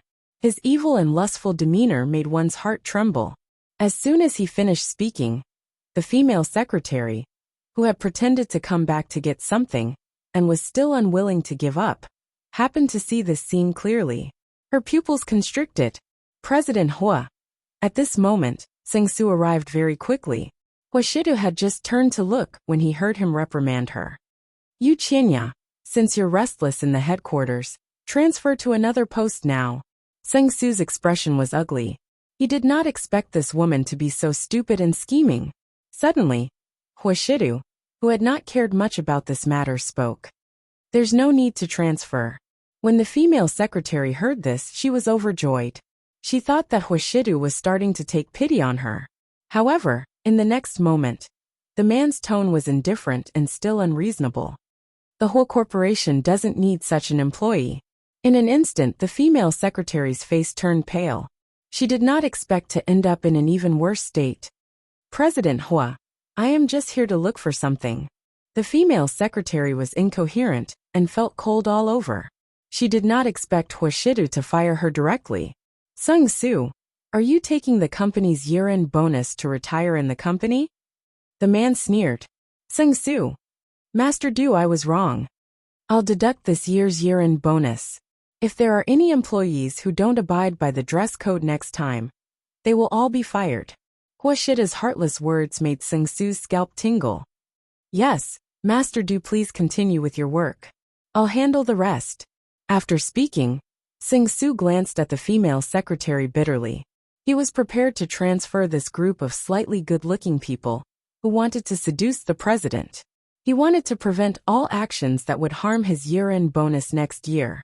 After Sung-soo sent them away, Bae-yeon watched as Hwashida walked to his desk and prepared to work. She could not help but ask, "Brother, are you angry?" Hearing this, Hwashida glanced at her slowly and did not say anything, so that she wouldn't dare to touch anyone's Adam's apple in the future. "Brother?" At some point, Bae-yeon had dragged a chair and sat across from him. She rested her chin on her hand and smiled as she watched Hwashida review the documents. Bae-yeon leaned on the desk again and said with a smile, "Brother, but I don't have an Adam's apple for you to touch." The man's strokes were smooth and flowing. Suddenly, Bae-yeon's red lips curled up again. There seemed to be light in her eyes, and her clear voice sounded like it could melt one's bones. "Brother Shidu." The elegant and noble man's upturned eyes narrowed, but the ink in his hand was dizzy and almost fell. He slowly raised his eyes and looked at the little girl who was about to turn into a spirit. He couldn't do anything to her and laughed softly. Hwashida reached out with his slender hand and gently tapped her smooth forehead with the pen cap. His seductive and magnetic voice was filled with a smile as he casually imitated her tone. "Don't be coy. Brother Shida can't take it." This seductive look was simply too alluring. Even Bae-yeon's heart beat faster when she saw this scene. She suddenly stood up, turned around, and walked to the coffee table to do her homework.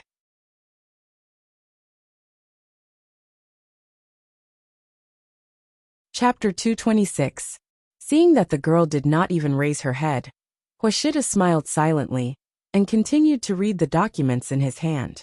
The next day, Chu Jixing held the handwritten translation document in his hand and took a long time to confirm that this was the translation of his application instructions. In the entire class, only Bae-yeon knew that he was going to write this.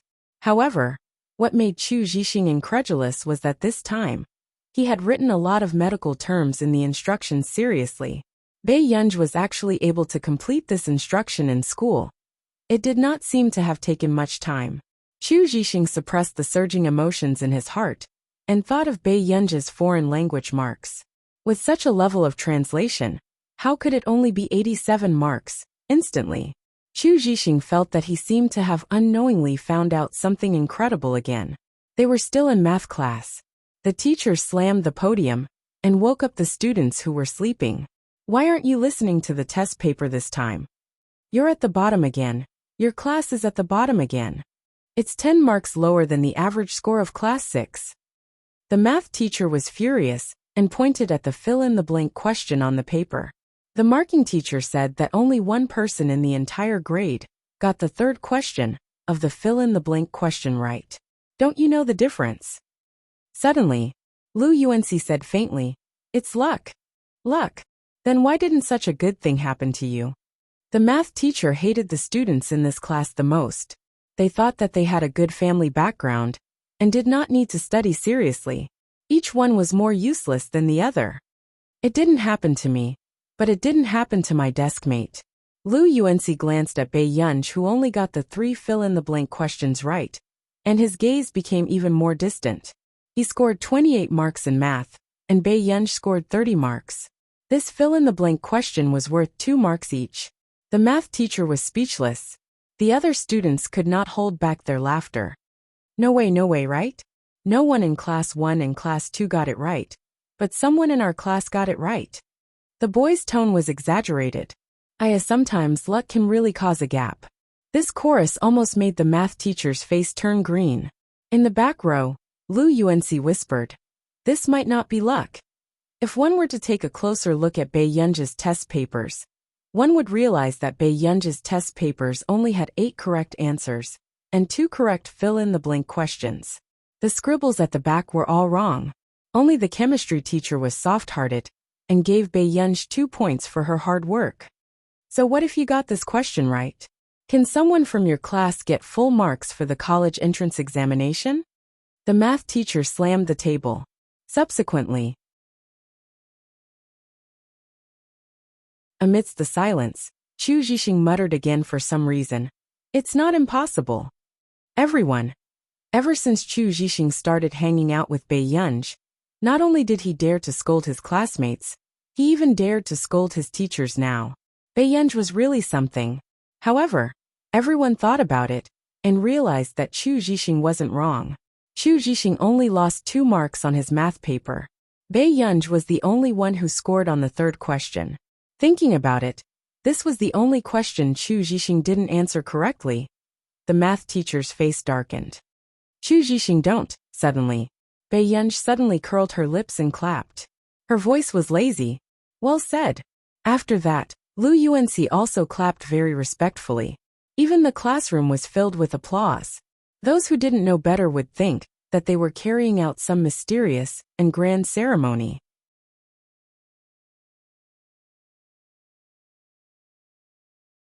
Chapter 227. Seeing this situation, the mathematics teacher swallowed the words that he was about to say to Chu Zhixing. Immediately, he looked at Baiyunj with an ashen face and said in a cold voice, "Baiyunj, don't think that. Thank you for teaching me well. Otherwise, how could little Chu be so courageous? This applause is for you. Please keep up the good work." Baiyunj's appearance was languid, but her clear eyes only made people feel that she was sincere. The mathematics teacher was about to scold her when he forcefully swallowed back his words. His face turned green and red. In the end, he could only take a deep breath and say, "Continue the lesson." Seeing this scene, many students looked at Baiyunj with admiration. A refined person was really different. However, Lu Yuanxi glanced at Baiyunj. How could he not know that she was trying to protect Chu Zhixing? The mathematics teacher had a bad temper and liked to taunt his students. It was said that the last batch of students he taught almost committed suicide because of this. After school, Baiyunj received a phone call. Unexpectedly, the person who called her was the director of Yunqing Hospital. "Miss Pei, there's something I have to tell you. Your family has invited Dr. Fang Gesheng to come over for treatment. Do you know about this?" The director asked carefully. He did not forget that Zhong Shenglin had said that his security system, which had been modified by Baiyunj, was worth more than 10 million yuan. He should indeed tell Baiyunj about this. What? The light in Baiyunj's eyes suddenly turned cold. Didn't they say that that person did not leave the city at will? That was why Mother Qin had persuaded old Master Qin to go to the neighboring city for the surgery. It seems that your mother gave him an expensive consultation fee, so Dr. Fang made an exception and came here. The director paused and said, "However, you don't have to worry too much. Dr. Fang is indeed an expert in this field." When did he go over? The director said, "Yesterday. The surgery was scheduled for tomorrow." Baiyunj's eyes flashed coldly, and his indolent tone also turned cold. "Dean, can I trouble you with something? Miss Pei, please speak your mind." Naturally, the hospital director did not want to offend someone like Baiyunj. To have such achievements at such a young age, if he were to grow up in the future, he would definitely amaze everyone. "Don't let Dr. Fang perform the surgery." Baiyunj's tone was neither fast nor slow. However, when the director heard this, he almost couldn't react. "Miss Pei, he is one of the top experts in the country." The hospital director could not figure out what Baiyunj was thinking. Since Baiyunj had dealt with the anti-fan personally for old Master Qin's sake, she was definitely not someone who did not care about old Master Qin's life. "I know, but my father's life is too precious. I can't accept any accidents." Baiyunj smiled, but there was no warmth in her eyes. "Tomorrow, the doctor I arranged will contact you and prepare for the old man's operation." It took a while for the president to react. "Ah, okay. I will listen to Miss Pei." After hanging up the phone, the hospital director was in a daze for a long time. He could not understand why everyone in the Qin family thought that Baiyunj was ignorant and incompetent. However, what made him even more emotional was that old Master Qin, who had dominated the business world for so many years, was actually willing to put his life in the hands of a young girl.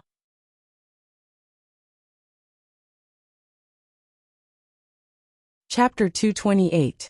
After that, Baiyunj called old Master Qin again and told him not to accept other surgeries.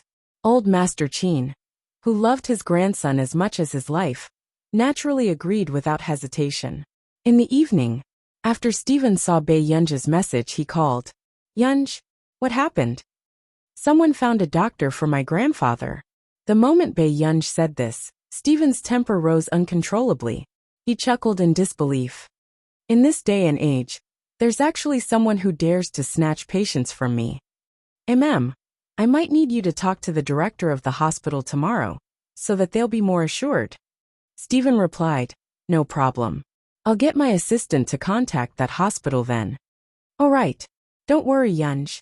I'll be able to go to Yincheng this Saturday. So soon? Bei Yunj was a little surprised. There happens to be an academic lecture. The higher-ups want me to come into contact with the new talents in your country. Stephen was smug. Wasn't it just a medical dispute with some stinky money? Did he really think he could do anything to him? At the mention of this, Bei Yunj's lips suddenly curled up. Okay, then I'll see you on Saturday. After hanging up the call, Stephen was elated and was already typing a message, planning to provoke Marcus. He asked him to sign Bei Yunj, and he kept showing off. In the end, he was still the first to see Bei Yunj. At this moment, Marcus, who was sleeping in, had no idea that he had already fallen into a situation where there was a wolf in front and a tiger behind him. In the hospital, early in the morning, Mrs. Qin stood at the door of the ward with a livid expression. Beside her, Qin Yojiao was holding her arm. Mom, don't be angry. The director didn't want to arrange it this way. Qin Yojiao's words seemed to be smoothing things over for the director, but in fact, she was directing the anger at Bei Yunj. Even the director could not help but glance at Qin Yojiao meaningfully. Mrs. Qin, don't be agitated. Miss Pei has her reasons for making such an arrangement, the director said. Mrs. Qin laughed coldly. What reason can she have? She wants the Qin family to be in chaos, so that she can be happy. Mrs. Qin, even if you don't like your daughter, you shouldn't say that. The school head disagreed. Mother Qin knew that the director of Yin City Hospital was highly respected. Then she said to him, back then my father-in-law made a will. If he passed away, most of the benefits in the family would be given to her. Director, how could a naive girl have so many ideas to go against her parents? These words were very obscure. However, the dean could also tell that Bei Yunj wanted to kill old Master Qin for the inheritance. Mrs. Qin, although you're Miss Pei's biological mother, she still has the right to sue you for slander. The head of the hospital's expression turned cold, and this tough attitude stunned Mrs. Qin and Qin Yojiao.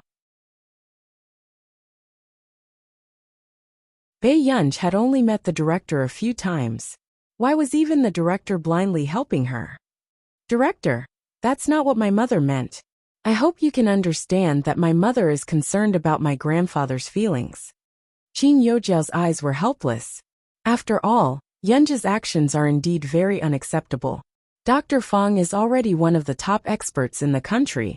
I don't know why she insisted on finding a doctor herself. The director was also an understanding person. After hearing this, he could not help sneering in his heart. They were both daughters, but one was doted on, while the other was a true genius that no one had discovered.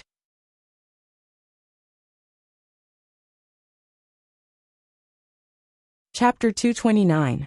How far did the Qin family want to go? They left their treasures at home, and even hugged a rock, and said it was beautiful. The dean's impression of this family was getting worse and worse. He said coldly, have you ever thought that maybe Miss Pei doesn't care about the Qin family's assets at all? With Bei Yunj's ability, if she really wanted to take over the Qin family, she didn't have to hurt old Master Qin at all. After all, this was someone Zhong Shenglin wanted to get to know. But, before Mrs. Qin could finish speaking, the dean interrupted her. Old Master Qin has already agreed to this, and signed a written agreement. Even if Dr. Fang arrives, I can't let him perform the surgery. After that, the dean left without even looking at him. This scene made Mrs. Qin's face turn red and livid. Mom, don't be angry. You were too impulsive last time, and made such a statement. Everyone will be biased towards her. Qin Yojiao said softly. Mrs. Qin lost control of her emotions, and her eyes were frighteningly red. Back then, I shouldn't have agreed to let them look for Bei Yunj. Hearing this, a dark glint flashed past Qin Yojiao's eyes, and she didn't say anything. Suddenly, Student Qin Yojiao and Mrs. Qin turned around and saw Fang Gishing's dark expression. Haven't you arranged it yet? Mrs. Qin, although I came to Yuncheng because of Student Qin, I'm very busy. Hearing this, Mrs. Qin hated Bei Yunji even more, but she could only explain anxiously, Dr. Fang, I'm sorry. My mother had already discussed this with the dean, but because someone else in the family recommended it, another doctor also wants to treat my grandfather. Hearing this, Fang Gishing felt that it was ridiculous. He sneered with a cold expression. Even I have a 30% to 40% chance of failure for this kind of surgery. Other doctors? I'd like to see who's so confident. Qin Yojiao pretended to hesitate. That doctor doesn't seem to be here yet. Preposterous. His expression was livid as he went upstairs. I want to know who is so extravagant. Fang Gishing was one of the top specialists in the country. In the past few years, he had indeed never encountered such treatment. Now, a person who hadn't even shown up was able to snatch away his patient. Was he treating him like a young doctor who had just made his debut? At this moment, could something have happened? Mrs. Qin frowned. Qin Yojiao laughed as a strange glint flashed past her eyes.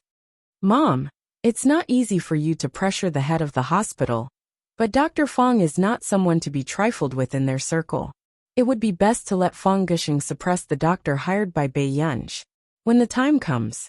After the surgery, old Master Qin still remembered her good points. The office. Not too long after Principal Zhang returned, he brewed a cup of chrysanthemum tea to cool down. However, when he turned around and saw the email on the computer, he was stunned. Wait a minute. Who sent this email? The dean almost doubted if he had seen wrongly. Meanwhile, the office door was suddenly pushed open, and even the sound was mixed with anger. The director jumped in fright and turned to see Fang Gishing's furious face. Dr. Fang, I've heard a lot about you. Is it the rule of a private hospital that you don't have to knock? Suppressing his anger, the director smiled insincerely.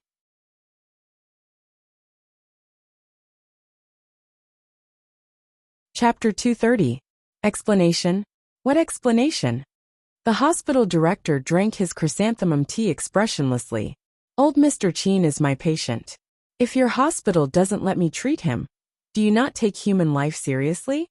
Fang Gishing's tone was mocking. The hospital director smiled.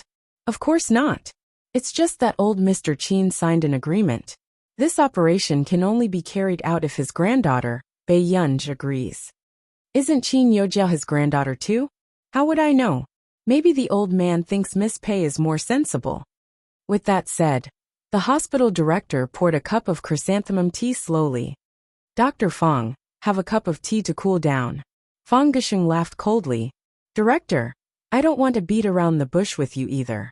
Since I'm in Yuncheng, I have to be responsible for this patient. From what I know, Miss Pei is not even 20 years old, and was cut off the moment she returned home. I really can't trust such a person's social relationships. Fang Gishing had only been told by Qin Yojiao that Bei Yunji used to live in an orphanage and cut off her relationship with Mrs. Qin when she came back. He knew nothing else. Dr. Fang, is this the only solution? The hospital director's gaze turned cold. At this moment, Fang Gishing seemed to have suddenly remembered something and said with a smile, How about this? I'll give the hospital director some face. Since Miss Pei is confident that the doctor she hired is better than me, you have to let me know who it is. Hearing this, the hospital director fell into deep thought. He could not figure out who Bei Yunji could get to treat him. Why? Are you unwilling? As the living Buddha in the patient's mouth, you won't fool around with a little girl, right? The hospital director took a deep breath and glanced at Fang Gishing, who was determined to bite the bullet. In the end, he could only agree. At the same time, the phone in the hospital director's office rang. Hello, Director Who? I'm Miss Bei Yunji's attending physician assistant. Is it convenient for you to answer a video call? Oh, sure. The hospital director was a little dazed. He did not expect this mysterious doctor to come looking for him.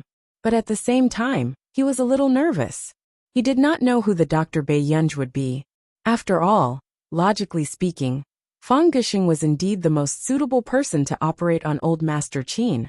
Miss Pei's attending physician requests a video call. Dr. Fang, do you want to come with us? The director asked. Frowning, Fang Gushing could only acquiesce. Video conference? He wondered what this person was up to. Did he know whose patient he had accidentally stumbled upon? Fang Gushing had a mocking expression on his face. He had already thought of how to mock this person. A short while later, it wasn't until the director turned on the projector used for video conferences that the two of them looked up and suddenly saw a figure eating instant noodles. The one who spoke was a very young voice. Hello, Dean Hu, can you see me? The corner of the dean's mouth twitched. Beside him, Fang Gushing sneered. Where did this random doctor come from? She was having a meeting while eating instant noodles? Why don't you finish your noodles first before we talk? The dean asked. I didn't eat noodles. After the assistant finished speaking, he turned his head and asked, Who's eating noodles in the institute? Meanwhile, Stephen, who was eating instant noodles, shuddered.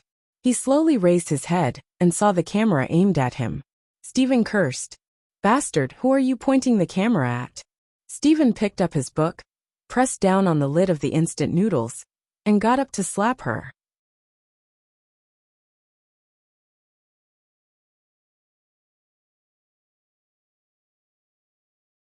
Chapter 231. When he saw Stephen's twisted expression, the hospital director knew that this conversation would not go on for the time being. Fang Gushing couldn't help but sneer. Is this the medical team Miss Pei found? Could it be that Miss Pei spent some money casually and found some random team overseas? The hospital director frowned when he heard these harsh words. However, before he could retort, the hospital director suddenly felt that the person eating the instant noodles looked familiar. He seemed to have seen him somewhere before. Have I seen him somewhere before? The hospital director muttered to himself. Fang Gushing couldn't help but laugh out loud. He felt that the hospital director was saving Bei Yunj some face. Hospital director, you're a reputable person in the country. How could you know this group of people from a medical institution who might not have broken the law? The hospital director frowned when he heard this. Dr. Fang, don't be so rude. Then, just as Fang Gushing was about to continue speaking, the person on the other end of the screen returned.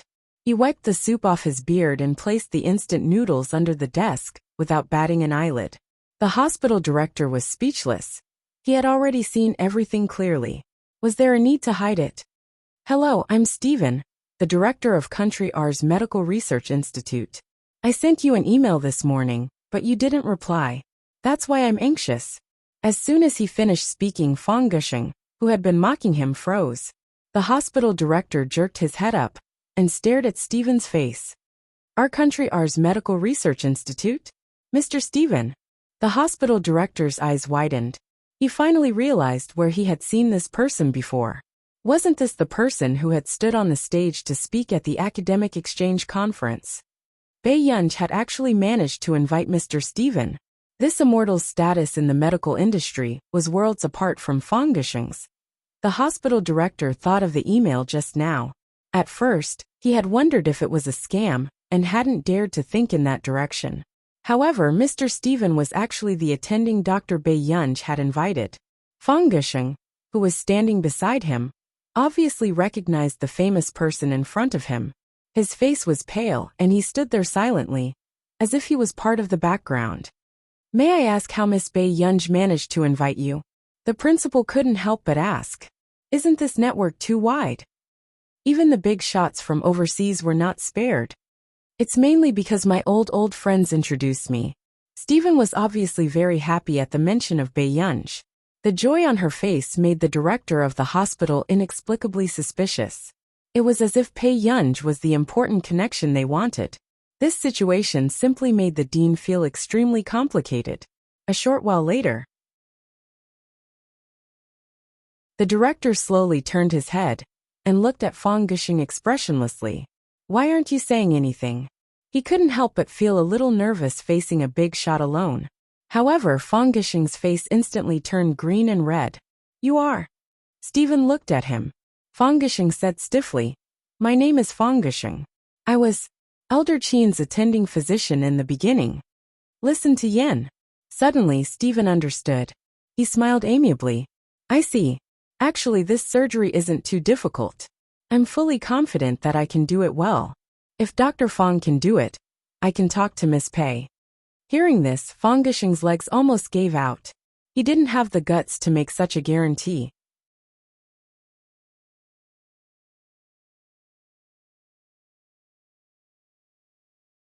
Chapter 232. Mr. Stephen, I'm just here to confirm it. But since it's you, there's naturally no problem.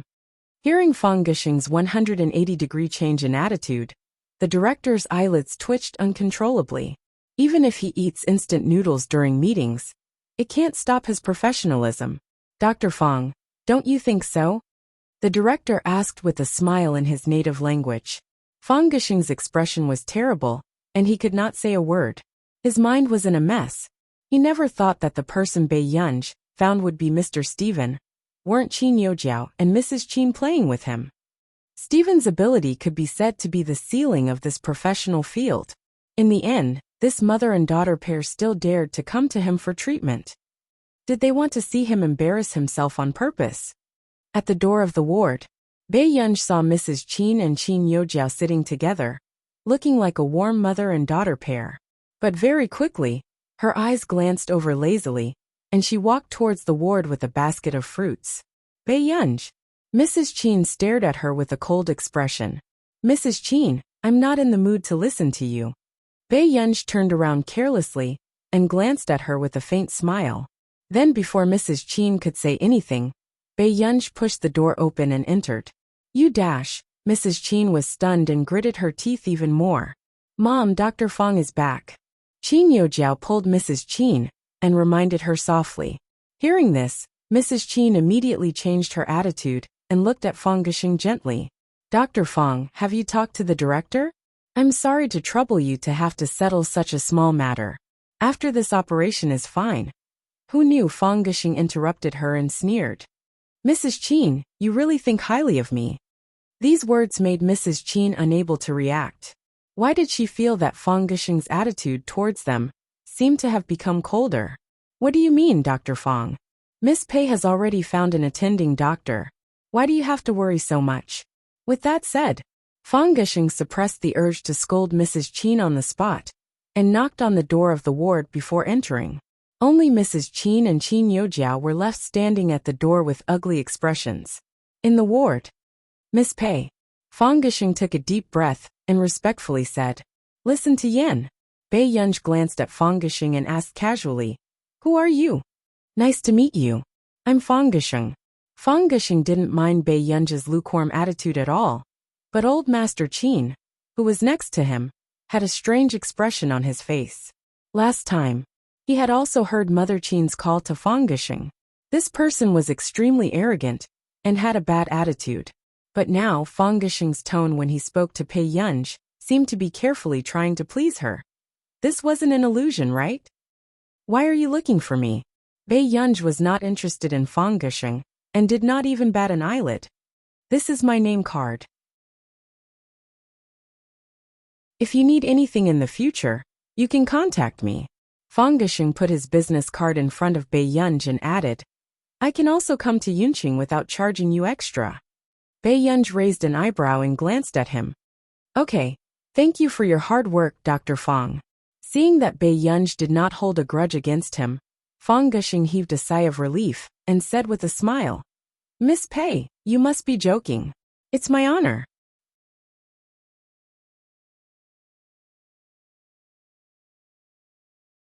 Chapter 233.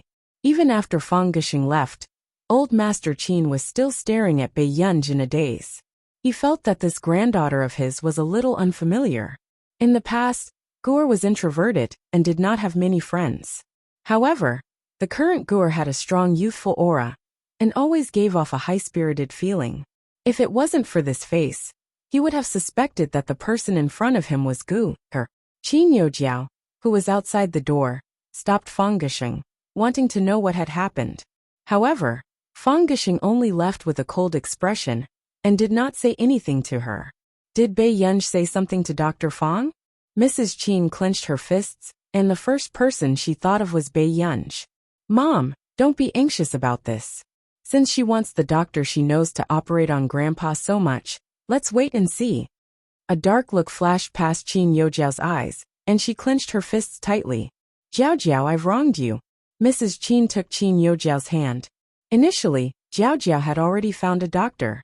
She didn't know why Bei Yunj was so stubborn, and insisted on finding another doctor herself. Mom, I don't care about this. I believe Yunj is doing this for Grandpa's own good. Qin Yojiao lowered her head and forced a smile. It's just that a few days ago, I submitted some documents to second brother's office, and was eliminated in the first round. Second brother seems to have really changed.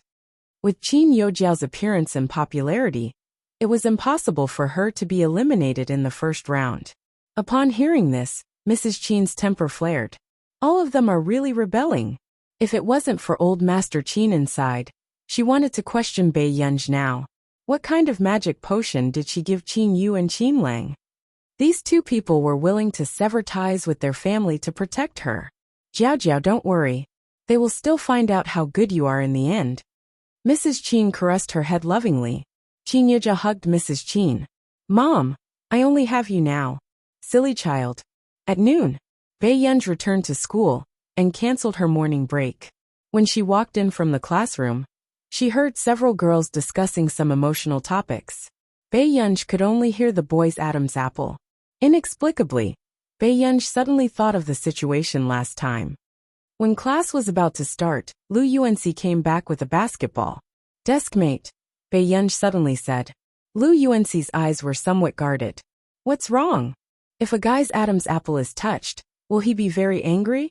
It was also the first time Bei Yunj saw Huashida's gaze. Hearing this, Lu Yuanxi slowly relaxed, then sat on the chair and chuckled. How could I? What's there to be angry about? Lu Yuanxi asked. Then why? Was he angry? Before Bei Yunj could finish her question, she felt Lu Yuanxi's gaze on her. You touched someone else's Adam's apple? Lu Yuanxi asked. Bei Yunj just looked at him without saying anything. Seeing this, Lu Yuanxi denied himself and laughed. No, why did you touch someone else's Adam's apple for no reason? Bei Yunj was silent for a moment before she asked. Will it be very serious? Lu Yuanxi looked at her strangely and snorted lazily. Not really. It's just that it's easy for something to happen. What happened? Seeing that Bei Yunj was very concerned about this question, Lu Yuanxi thought for a moment and changed his wording. You will want to have a new life with the person who touches your Adam's apple.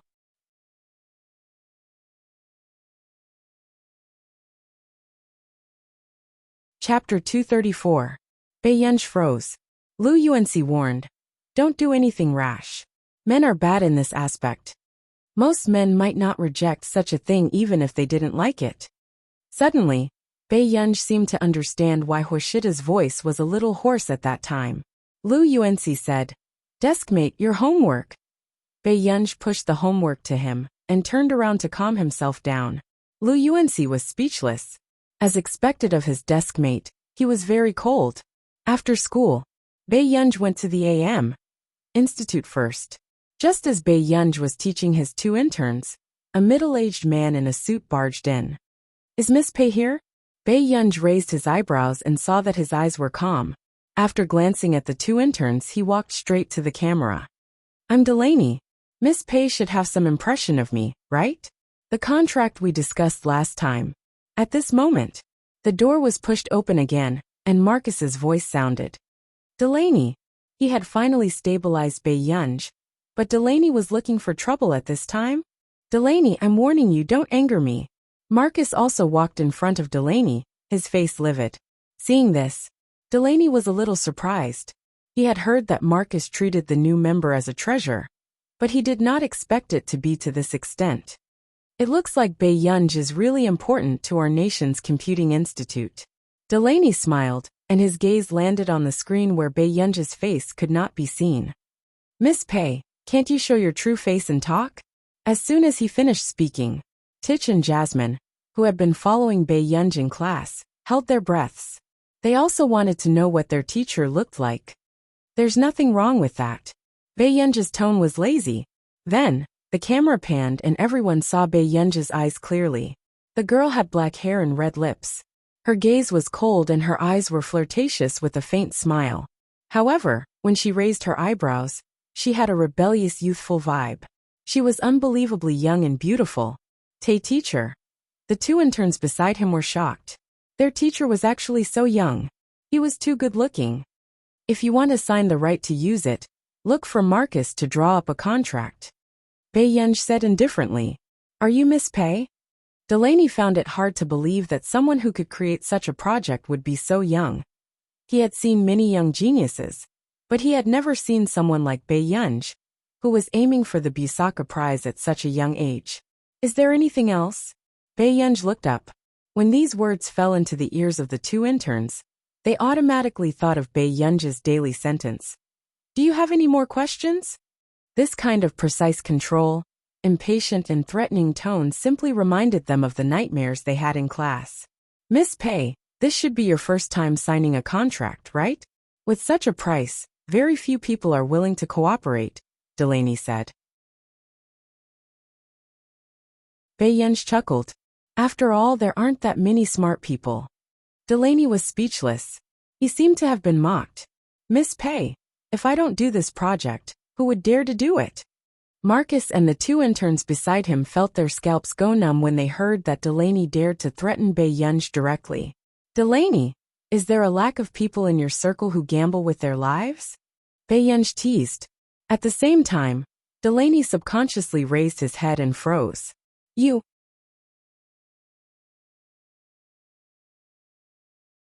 Chapter 235. Delaney clenched his fists and stared at Bei Yunji's face. Was this really a young lady in her 20s? Why was she more intelligent than those old researchers? It's up to you whether you want this contract or not. I've also said that after the project is completed, any company that wants the right to use it will have to pay double the fee. Bei Yunji was neither cold nor warm. Delaney was speechless. Forget about doing research. She would be a rare talent if she went back to the company with him. I'll sign it. Delaney gritted his teeth and only said these two words.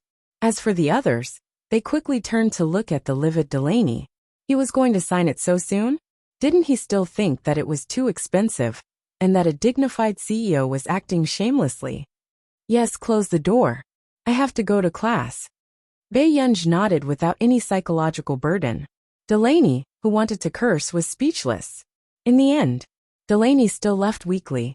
Marcus, who was at the side, could not bear it and patted his shoulder to comfort him. There will be many opportunities to work together in the future.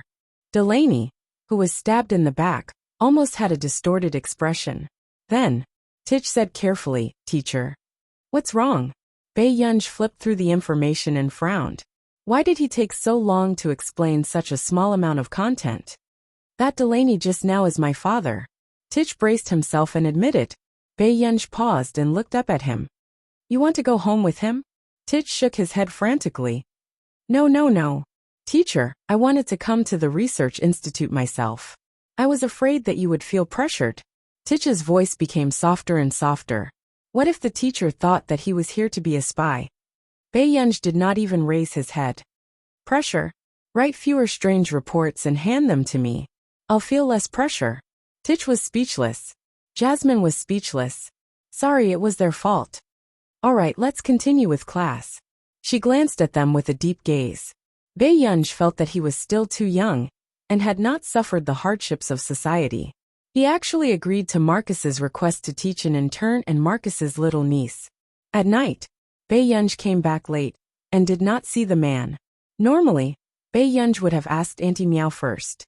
But now, when Bei Yunji thought about touching his Adam's apple, she did not know how to face Hwashidu. Bei Yunji. What a bad move. She calmly took a deep breath and went upstairs. In front of the desk, Bei Yunji casually combed her black hair with a pen. Only a small strand of hair was left in front of her ears. How would I know that there was such a thing? Bei Yunji couldn't help muttering to herself as her slender fingers twirled the pen. But in the end, she still touched him an hour later. Bei Yunji went downstairs to get some water. She didn't expect to see the man standing sideways at the long table pouring water. Brother. It was Bae Yunja's first time seeing Hwashidu wearing a black cotton shirt. It was very textured. The shirt was neatly tucked into his suit pants. His shoulders were wide and his waist was narrow. His long legs were too abstinent. However, at this moment the man's eyes were deep. His posture was lazy and sexy. The 2 buttons on his collar were loose, revealing his exquisite collarbone. His entire person was lustful and frivolous. It was simply a criminal temptation. Ha!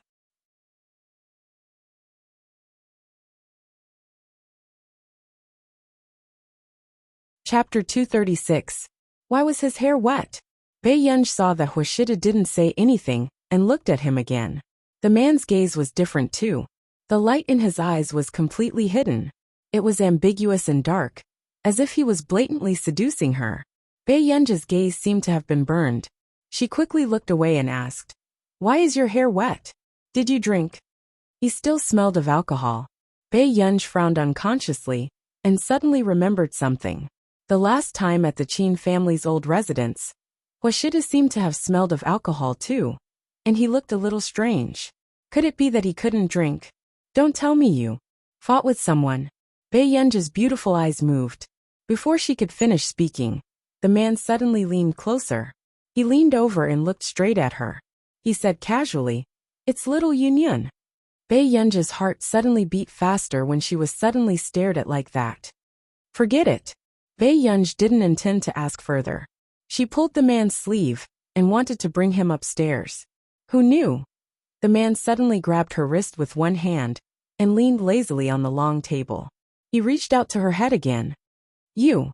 Before Bae Yunj could finish speaking, Hwashida suddenly took off the fountain pen that was coiled around Bae Yunja's hair. At that moment, Bae Yunja's black hair scattered, but her sparkling eyes were staring at him. The man seemed to be in a good mood. His eyes darkened even more, and his magnetic and pleasant laughter sounded in a low voice. "Call me brother and I'll return it to you." Bae Yunj looked at his wet hair and said gently, "Are you going to take a shower later?" Suddenly, Bae Yunj was gently knocked on the head. "You only want to take advantage of me all day long?" The handsome and noble man's posture was light and lazy. His voice was long, as if he wanted to seduce her. Bae Yunj was speechless. Hence, Bae Yunj's good temper in her life was almost used up today. In the bedroom, after Bae Yunj blew Hwashida's hair, she could tell that Hwashida's voice was a little hoarse and magnetic. It seemed that he had caught a cold. He didn't know what was going on today. Bae Yunj recalled the scene just now, and her eyelids twitched. "Brother, why do you like to bully people after drinking?" The man didn't answer. It also attracted Bae Yunj's attention. "Brother, I'll get you some hot water to take a bath. Don't go out." Bae Yunj softened her tone again. "You've caught a cold. You have to get better soon, right?" The man's eyes fell on her without an inch of avoidance. Seeing her bright eyes looking at him, his eyes unconsciously darkened. "Yes." Hwashida's voice was low and magnetic. Seeing this, before Bae Yunj could breathe a sigh of relief, she suddenly heard a voice coming from downstairs. It was very light, but it gradually became clear. "Shidu. Shidu?" Old Madam Ho must have gone upstairs.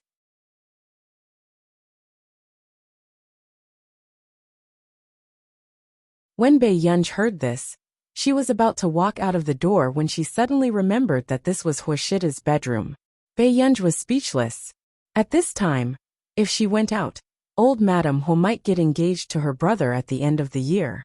Thinking of Old Madam Ho's urgent mood, Bae Yunj felt that she could not let Old Madam Ho see her in the bedroom. However, she did not know what would happen if she left Hwashidu alone here. Bae Yunj turned her head and looked at Hwashidu for a long time. She only thought of one idea. After the old madam went upstairs. Chapter 237. Alas, let's go find sister. Momo pulled Alas and discussed in a childish voice. Alas tilted his head, as if he didn't understand anything, and just circled around his little master. "Grandma, I'm going to find sister." Momo held Alas's hand and said happily, "Go, go." Old Madam Ho frowned. After turning on the lights, she only saw the hairdryer on the table. She muttered to herself. Why isn't he here? He should have just come back. Old Madame Ho muttered in the bedroom and walked around. At this moment, Bei Yunj was huddled in the corner of the closet. Her entire body was a little stiff, but she couldn't move for fear of being discovered. The more she thought about it, the more she couldn't understand what the person who hid in the closet was thinking. Wasn't he sullen? Until Bei Yunj's ears suddenly felt an itchy heat. The man's low and magnetic voice was lazy and sexy. It made her ears burn. Yun, sit on brother's lap. Bei Yunj's entire body froze, and her heart beat uncontrollably fast. Brother you. Before Bei Yunj could finish speaking, the man suddenly pulled her over. Her whole body was trapped in his arms, sitting on his lap. The pleasant cold fragrance around her was mixed with the smell of alcohol. The quiet and secluded space was filled with a sense of taboo. Before she could break free, she heard a low laughter in her ear again. It was ostentatious and ambiguous, making one's heart tremble. Yun, do you want brother to recover faster from his cold? This time, all of Bei Yunj's calmness and self-control were shattered. This man today was simply asking for her life. Not long after, Mo returned. Grandma, sister isn't here either. Mo pursed his lips and said. It wasn't easy for him to come and see his sister. Alright baby, maybe your brother took sister Pei out to play. Old Madame Hua coaxed. Let's go back first, okay? But I want to wait for sister. Mo hesitated. Suddenly, a lass broke free from Mo's hand and ran towards the closet. He held a floral ribbon in his mouth and pulled it out happily. It was as if he had discovered something incredible. Inside the closet, Bei Yunj's eyelids twitched. She could only take a deep breath and take off her coat. She was completely unaware that in this narrow and dim environment, the man's eyes fell on her without hiding anything, and his eyes gradually darkened. Mo, what is the lass talking about? Old Madame Ho was puzzled. I'll go take a look. Mo quickly ran over and found that a lass was pulling a floral ribbon. It looked a little like the belt on Sister Pei's clothes. Mo, what is Eris doing? After old Madame Hua asked, she was about to walk over again. Grandma, it's nothing. Momo blinked and glanced at the wardrobe. Finally, she secretly pulled the tape from Alyssa's mouth. Eris, we should go home. There's roast chicken tonight. After Mo finished speaking, Alyssa gave up on the idea of the belt. It happily rubbed its little master's cheek. Seeing that old Madame Hua had finally left, Bei Yunj also breathed a sigh of relief. She liked Mo more and more. Fortunately, there was Mo otherwise. If she was discovered, she was really afraid that old Madame Hua would contact her old master on the spot. However, when Bei Yunj thought of this man's actions just now, her eyelids could not help but twitch. You did it on purpose. Bei Yunj stared at Huashidu and said expressionlessly. The man leaned lazily against the wooden board. Huh. Chapter 238. Bei Yunj was speechless. Seeing this, the man's low and hoarse laughter was hopelessly sexy. Yun, what's wrong? Bei Yunj's eyebrows moved. She wanted to stand up, but she tripped over something in the dark and fell back into the man's arms. Bei Yunj seemed to have accidentally poked the man's firm abdomen. She heard him grunt softly, making her blush and her heart race. Brother, I. Before Bei Yunj could finish explaining, she met the man's eyes. The man leaned against the wooden board. His gaze was frivolous, and his eyes were dark. His entire aura was lustful and deadly. However, at this moment, Bei Yunj started to notice the man's Adam's apple through the dark light. But in the next moment, Bei Yunj quickly looked away. Seeing this, the man's lips curled up imperceptibly. Before Bei Yunj could react, he suddenly leaned closer. He lowered his voice and laughed cynically. Where did you touch me just now, little greedy cat? At this moment, Bei Yunj was really about to explode. The next day, Huashida woke up very early. However, when he was reading the newspaper downstairs and waiting for Bei Yunj to come downstairs to eat, he saw the little girl glance at him and sit down at the table. Thank you, Aunt Meow. After Bei Yunj thanked Aunt Meow, who brought the dishes over, she continued eating. Huashida did not know how he had offended this child. During the meal, Huashida scooped the porridge slowly. but his gaze was fixed on Bei Yunj. Yun, I'm full. Brother, eat slowly. Bei Yunj suddenly stood up and smiled at him. With that said, Bei Yunj took her backpack and left. The man tapped his fingertips on the table and thought for a moment.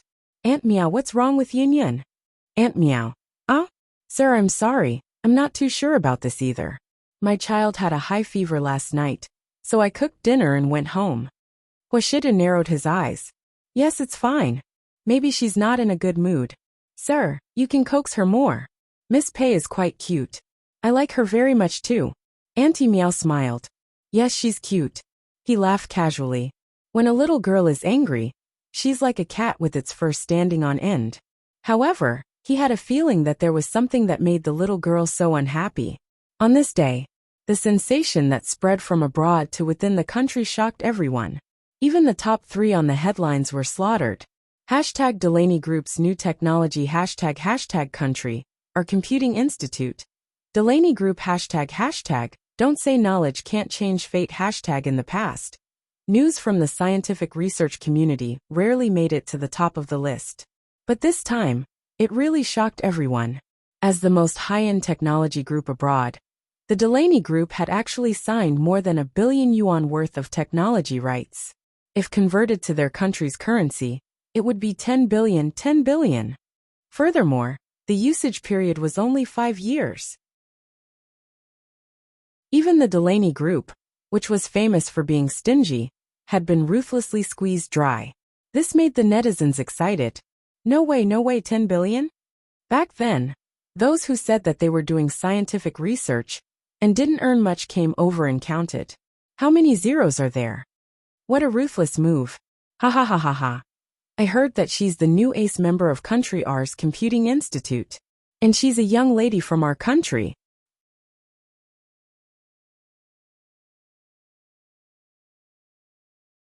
Chapter 239.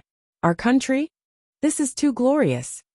To be honest, the only person our country can really produce is Zhong Xinglin.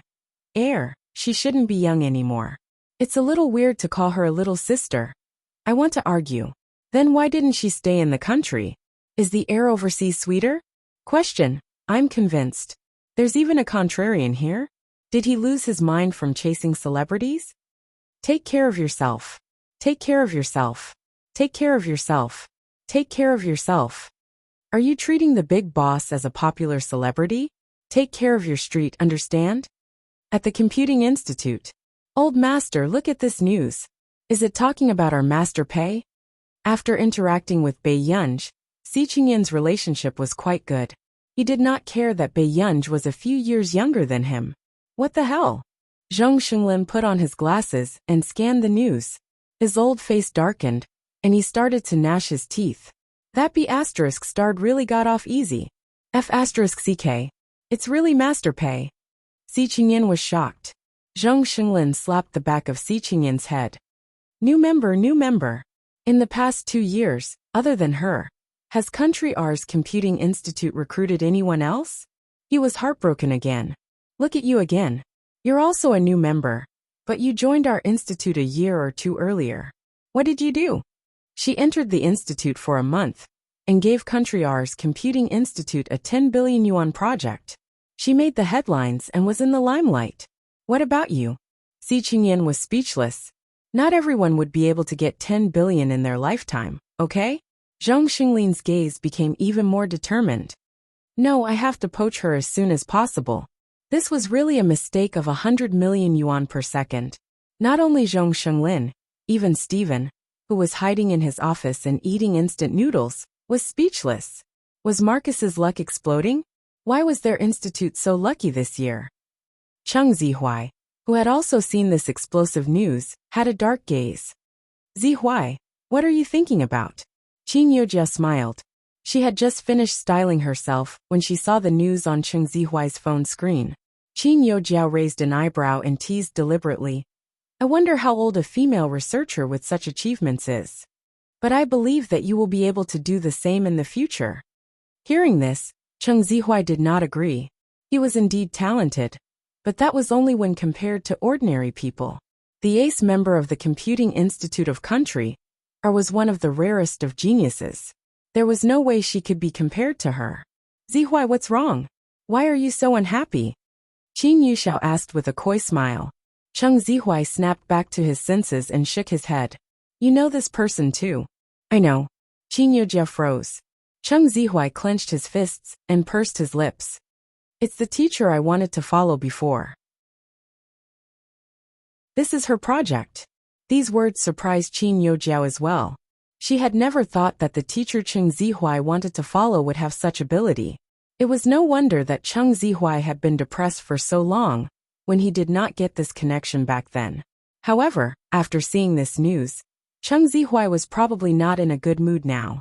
After all, if he had become this person's student back then, the Cheng family would have risen because of this person. She's too arrogant.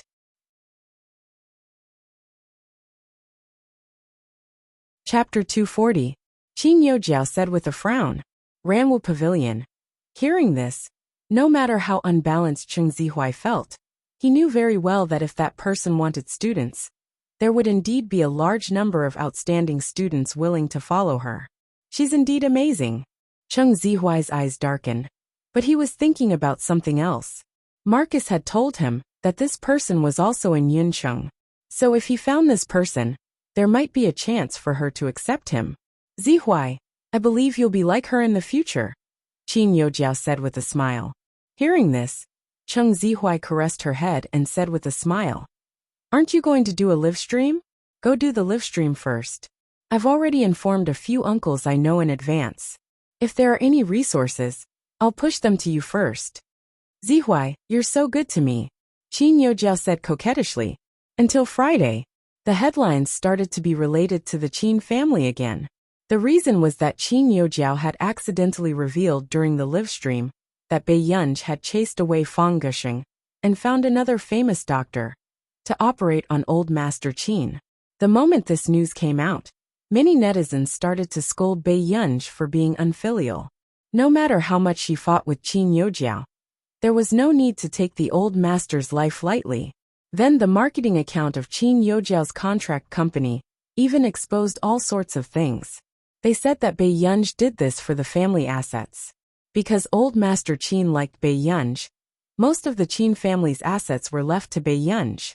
With this news, more people were filled with righteous indignation. F***ck.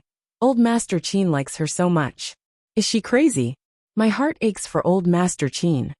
If this is true, the Qin family has really attracted an ingrate. Qin Yujiao was scolded so badly a while ago. She's cleared her name now. Isn't it too fast? Indeed, this elder young miss wants to debut. The moment a certain someone debuted, she wanted to trample on another young lady no matter what. I don't know what illness she has. Jealousy? Confused. The two people above, let's earn money together. Back then, Qin Yujiao was the one who apologized and was even scolded. I think the real scheming person is that young lady who has never appeared before, right? Relying on Director Lin to clear her name. I feel bad that Director Lin still has to use her reputation to clean up the mess for some people in her later years. Not long after, more insiders began to reveal the truth. Director Lin's character is impeccable. However, if some people did not want to learn well, it would be useless even if the Daluo Immortal personally taught them. She's the daughter of Director Lin, but she's actually at the bottom of the level. Qin Yujiao is already second in the level. Gradually, the public's impression of Bei Yunj began to decline. In the office, Jiao, the company has already arranged for someone to follow Bei Yunj. When the time comes, we will be able to get a picture of who she invited for the surgery. But, are you sure that she won't hire any experts? The manager asked with a smile. Qin Yujiao drank the black tea and smiled at her. Are you sure that there's someone in the country who's better than Fang Gusheng in this aspect? Although she did not know why Fang Gusheng had left in anger, this might be because Bei Yunj had played some tricks. That's good. As long as you trample on her, your image as a young lady will be stable. Hearing this, the smile on Qin Yujiao's face froze. The word image had hit her where it hurt. Her eyes darkened as she pursed her lips. The young lady of the Qin family did not need Bei Yunji's existence. She would make this person disappear. Same as the Almighty. Chapter 241. However, Calligraphy Pavilion. More good. What made Qin Youjiao even more uneasy was that she seemed to be the only one in the entire industry who knew that Yu Manran was actually the eldest young lady of the Yu family. At that time, if Yu Manran's identity was exposed, it would probably affect her quite a bit. Sister, do you know Yu Manran? Qin Youjiao asked calmly. Yes. I don't know where she found a composer this year.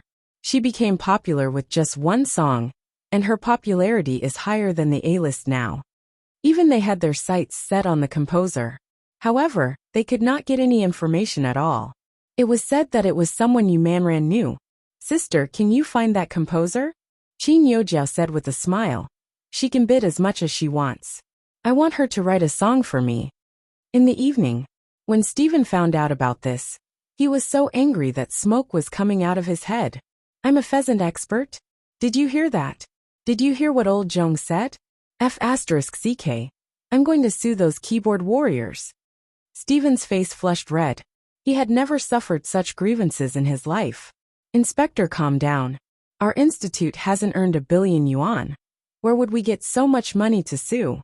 The assistant immediately said gently. Stephen was speechless. If this brat hadn't been with him for so many years, he really wanted to fire him. Miss Pei said that Dr. Fong went to post an explanation. Don't be anxious. When they know who did the surgery, they won't dare to be so impudent. That's true. At this thought, Stephen's mood improved. He laughed coldly. A bunch of ignorant brats. I want to see if they still dare to talk nonsense when they know who they are scolding. Seeing Stephen's noble and cold expression, the assistant's eyelids twitched. Yes, you're right. What happened this time was beyond his expectations. Fang Gusheng, who had just gotten off work and was about to have a candlelit dinner with his wife, was shocked. Then his face darkened. Who was the one who complained that his life was too comfortable? Did they have to drag him out and be mocked by the entire internet? However, not long after, the internet was still in a heated discussion. Following this, Fang Gusheng's clarification video became the focus of everyone's attention as soon as it was released. It was crazily viewed and forwarded. Fang Gusheng, who was shooting the video, was wearing ordinary clothes. He didn't look too good, but he said a few words politely. He had confirmed that the attending doctor hired by Bei Yunji was indeed more experienced than he was. He hoped that everyone could relax and stop attacking others. However, as the number of views of this video increased, there were actually people who started the momentum. Dr. Fong doesn't look too well. A certain heiress is 666. How could she threaten an innocent doctor? Just look at it. He's very reluctant to shoot a video. Is there anyone else who will wash Bei Yunji's clothes? Dr. Fong, blink when you're being threatened. We support you. Stephen sat in front of the computer and translated the comments one by one. His expression gradually turned ugly. These people really wanted to satisfy their own fantasies. Everything was said according to what they thought. There's no need to be angry, Stephen. They hate me, not you. Bei Yunji smiled lazily. That won't do. What right do they have to criticize you? Stephen was so angry that his face darkened. He might as well. He found the official social media account of Country A that the Our Nation Medical Institute had registered a few years ago. Guru Tong. Chapter 242. Stephen sneered. I'd like to see what else they can make up. After that, Stephen hung up the phone after exchanging a few more words with Bei Yunji. Calligraphy Pavilion, more good. She couldn't wait for those stupid humans to open their eyes wide and take a good look at who the pheasant expert they were talking about was. Bei Yunji's eyelids twitched when she was hung up on. She sent a message to her assistant to remind Stephen to board the plane.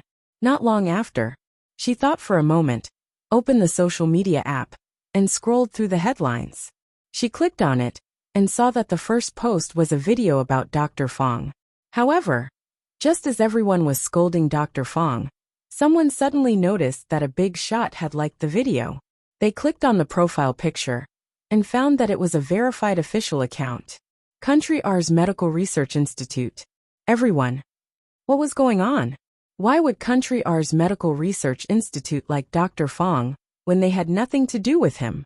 Then, just as they were feeling uneasy, they saw that the official account that had not been updated for a few years suddenly reposted Dr. Fong's clarification post.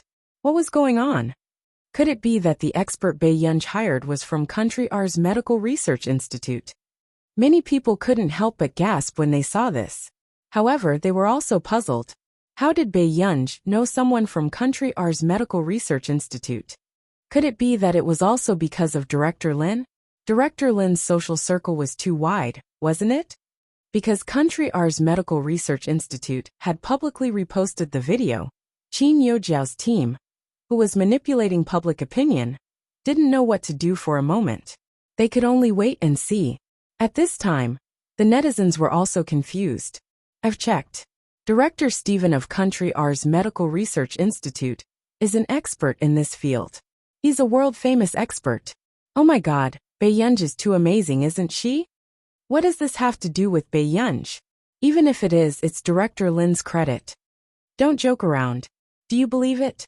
Everyone in the circle knows that Stephen's surgery volume is limited in a year.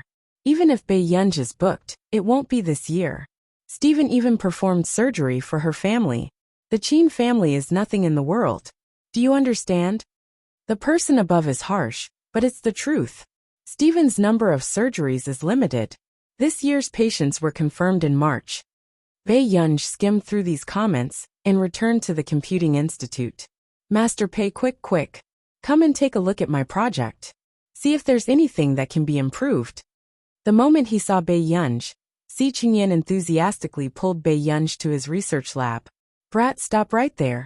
Zhong Xinglin suddenly appeared and immediately separated the two of them. Take care of your own projects. Don't take shortcuts. With that said, Zhong Xinglin looked at Bai Yunj gently.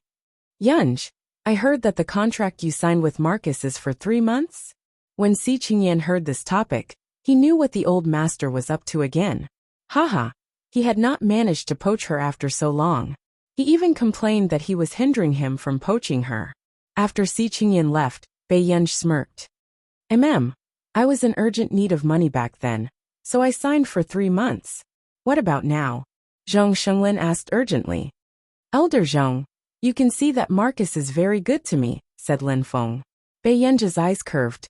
So, at least for now, I can't think about this. Same as the Almighty.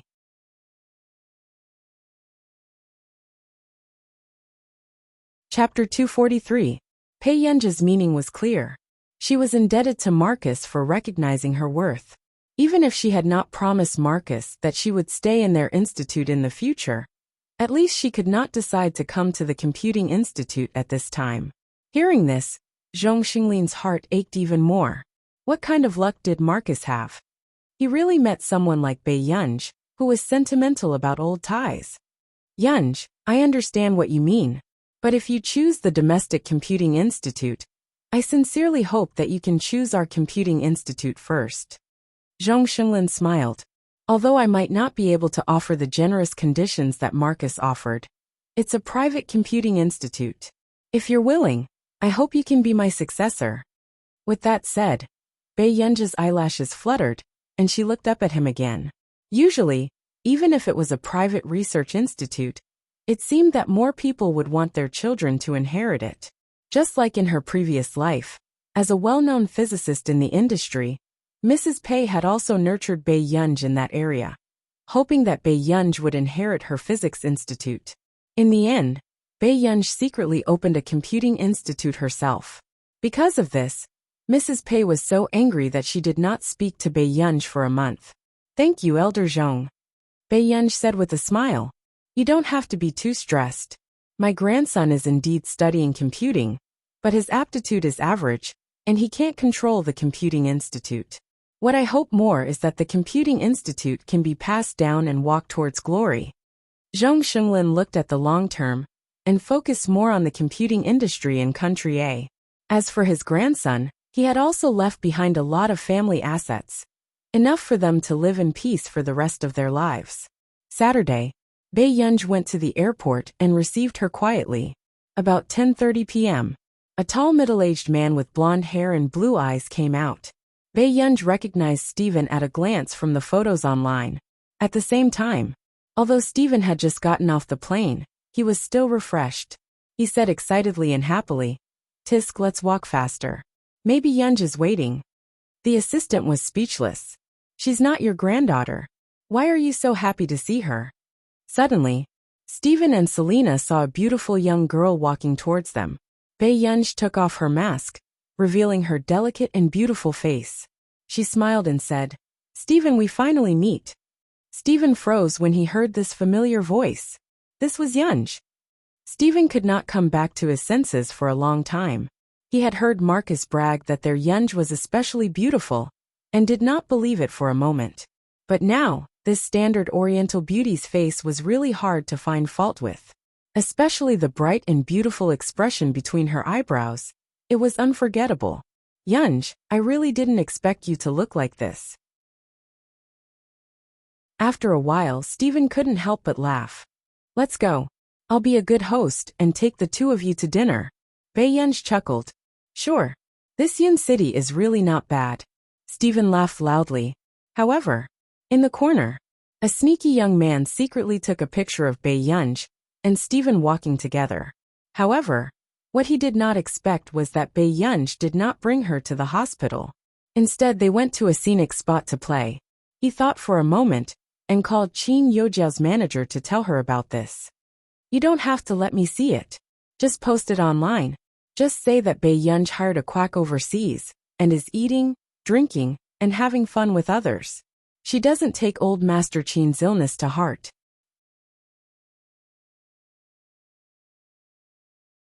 Chapter 244. What if he's not a quack? The young man could not help but hesitate.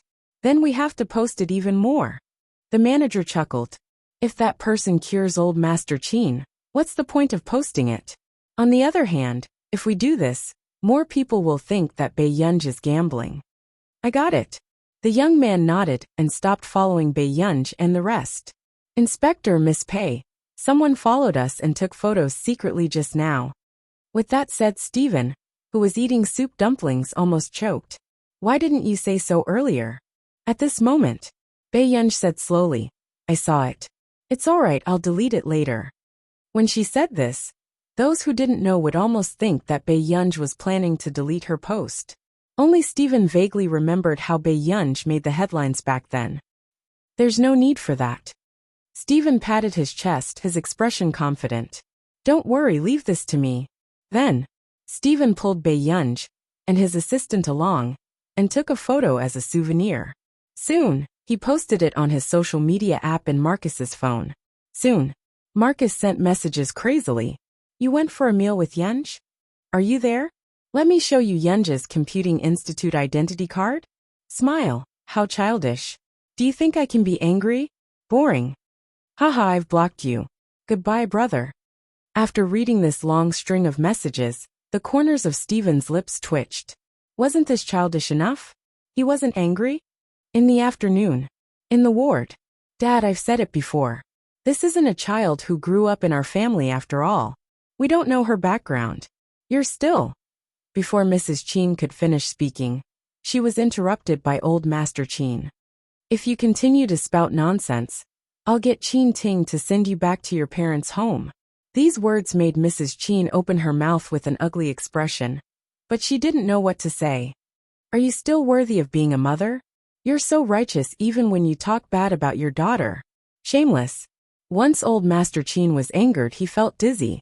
The nurse beside him quickly comforted old Master Chin, telling him not to get angry. Mrs. Chin pursed her lips and said, "But the news on the internet was also taken by someone else.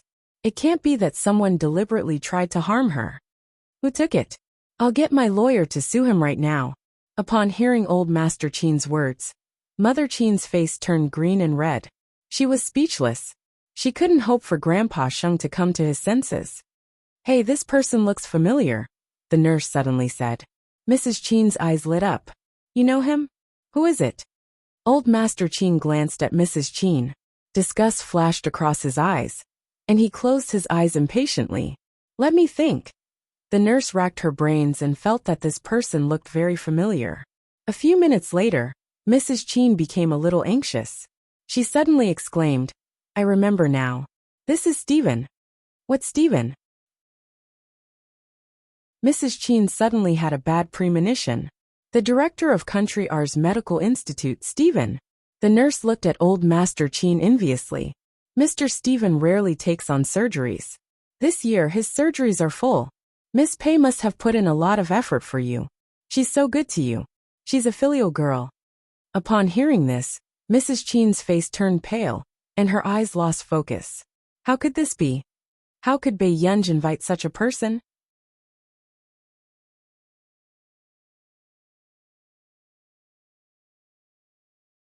Chapter 245. Could it be Director Lin? But how could Director Lin have such a wide network? Look, this is someone who can even step on her own daughter. Old Master Qin laughed coldly. Mrs. Qin wanted to say something but hesitated. In the end, she could only bite her lip with a red face and remain silent. At this moment, a group of netizens who did not know the situation were about to tear into each other. A certain young lady is really interesting to go out and play with an old man at this time. I really feel bad for Director Lin. Even if you blow up your account this time, I still want to scold you. You just can't compare to Qin Youjiao. Don't you know that? Why are you scolding Bei Yunj? A group of people are confused and think that they are righteous. Don't you know how to write the word cyberbullying? This kind of B***TCH should have such extravagance. If you have the ability, blow up my account. The matter was full of twists and turns, and it was getting more and more confusing. However, under the guidance of Qin Youjiao's marketing team, it still went in the direction they wanted. However, it wasn't long before another shocking scene appeared. A few minutes later, Qin Yu, who had been filming overnight for 2 days, immediately reposted that post when he saw it. Qin Yu. Smile. As for Qin Lang, who was training and had his phone confiscated, there was no movement.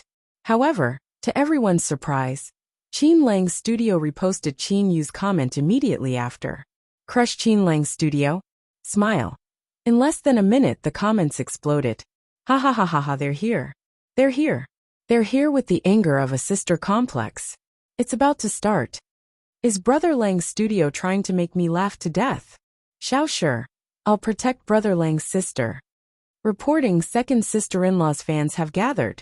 Reporting, we'll gather again after third sister-in-law's fans finish eating. Sob sob sob doghead.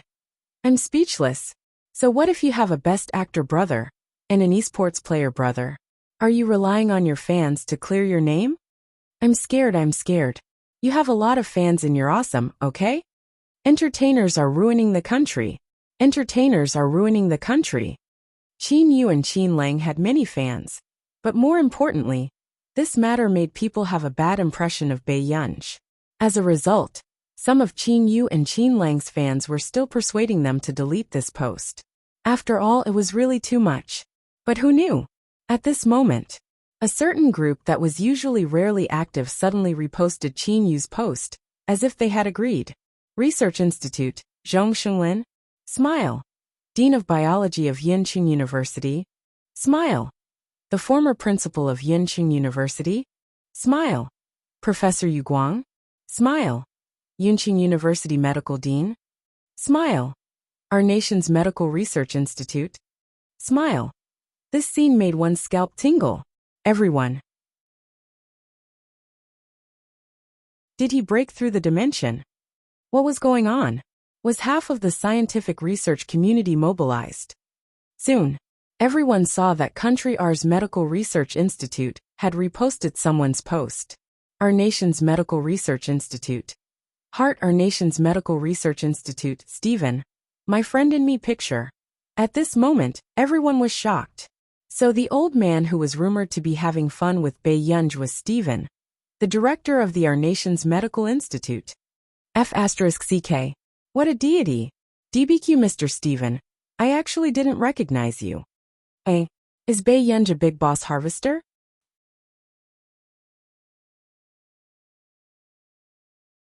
Chapter 246. Lin Lanjun is her grandmother, and Stephen is her friend. The moment something happened to her, half of the scientific research field and two cis-obsessed brothers protected her. I'm so jealous, I'm jealous, I'm jealous.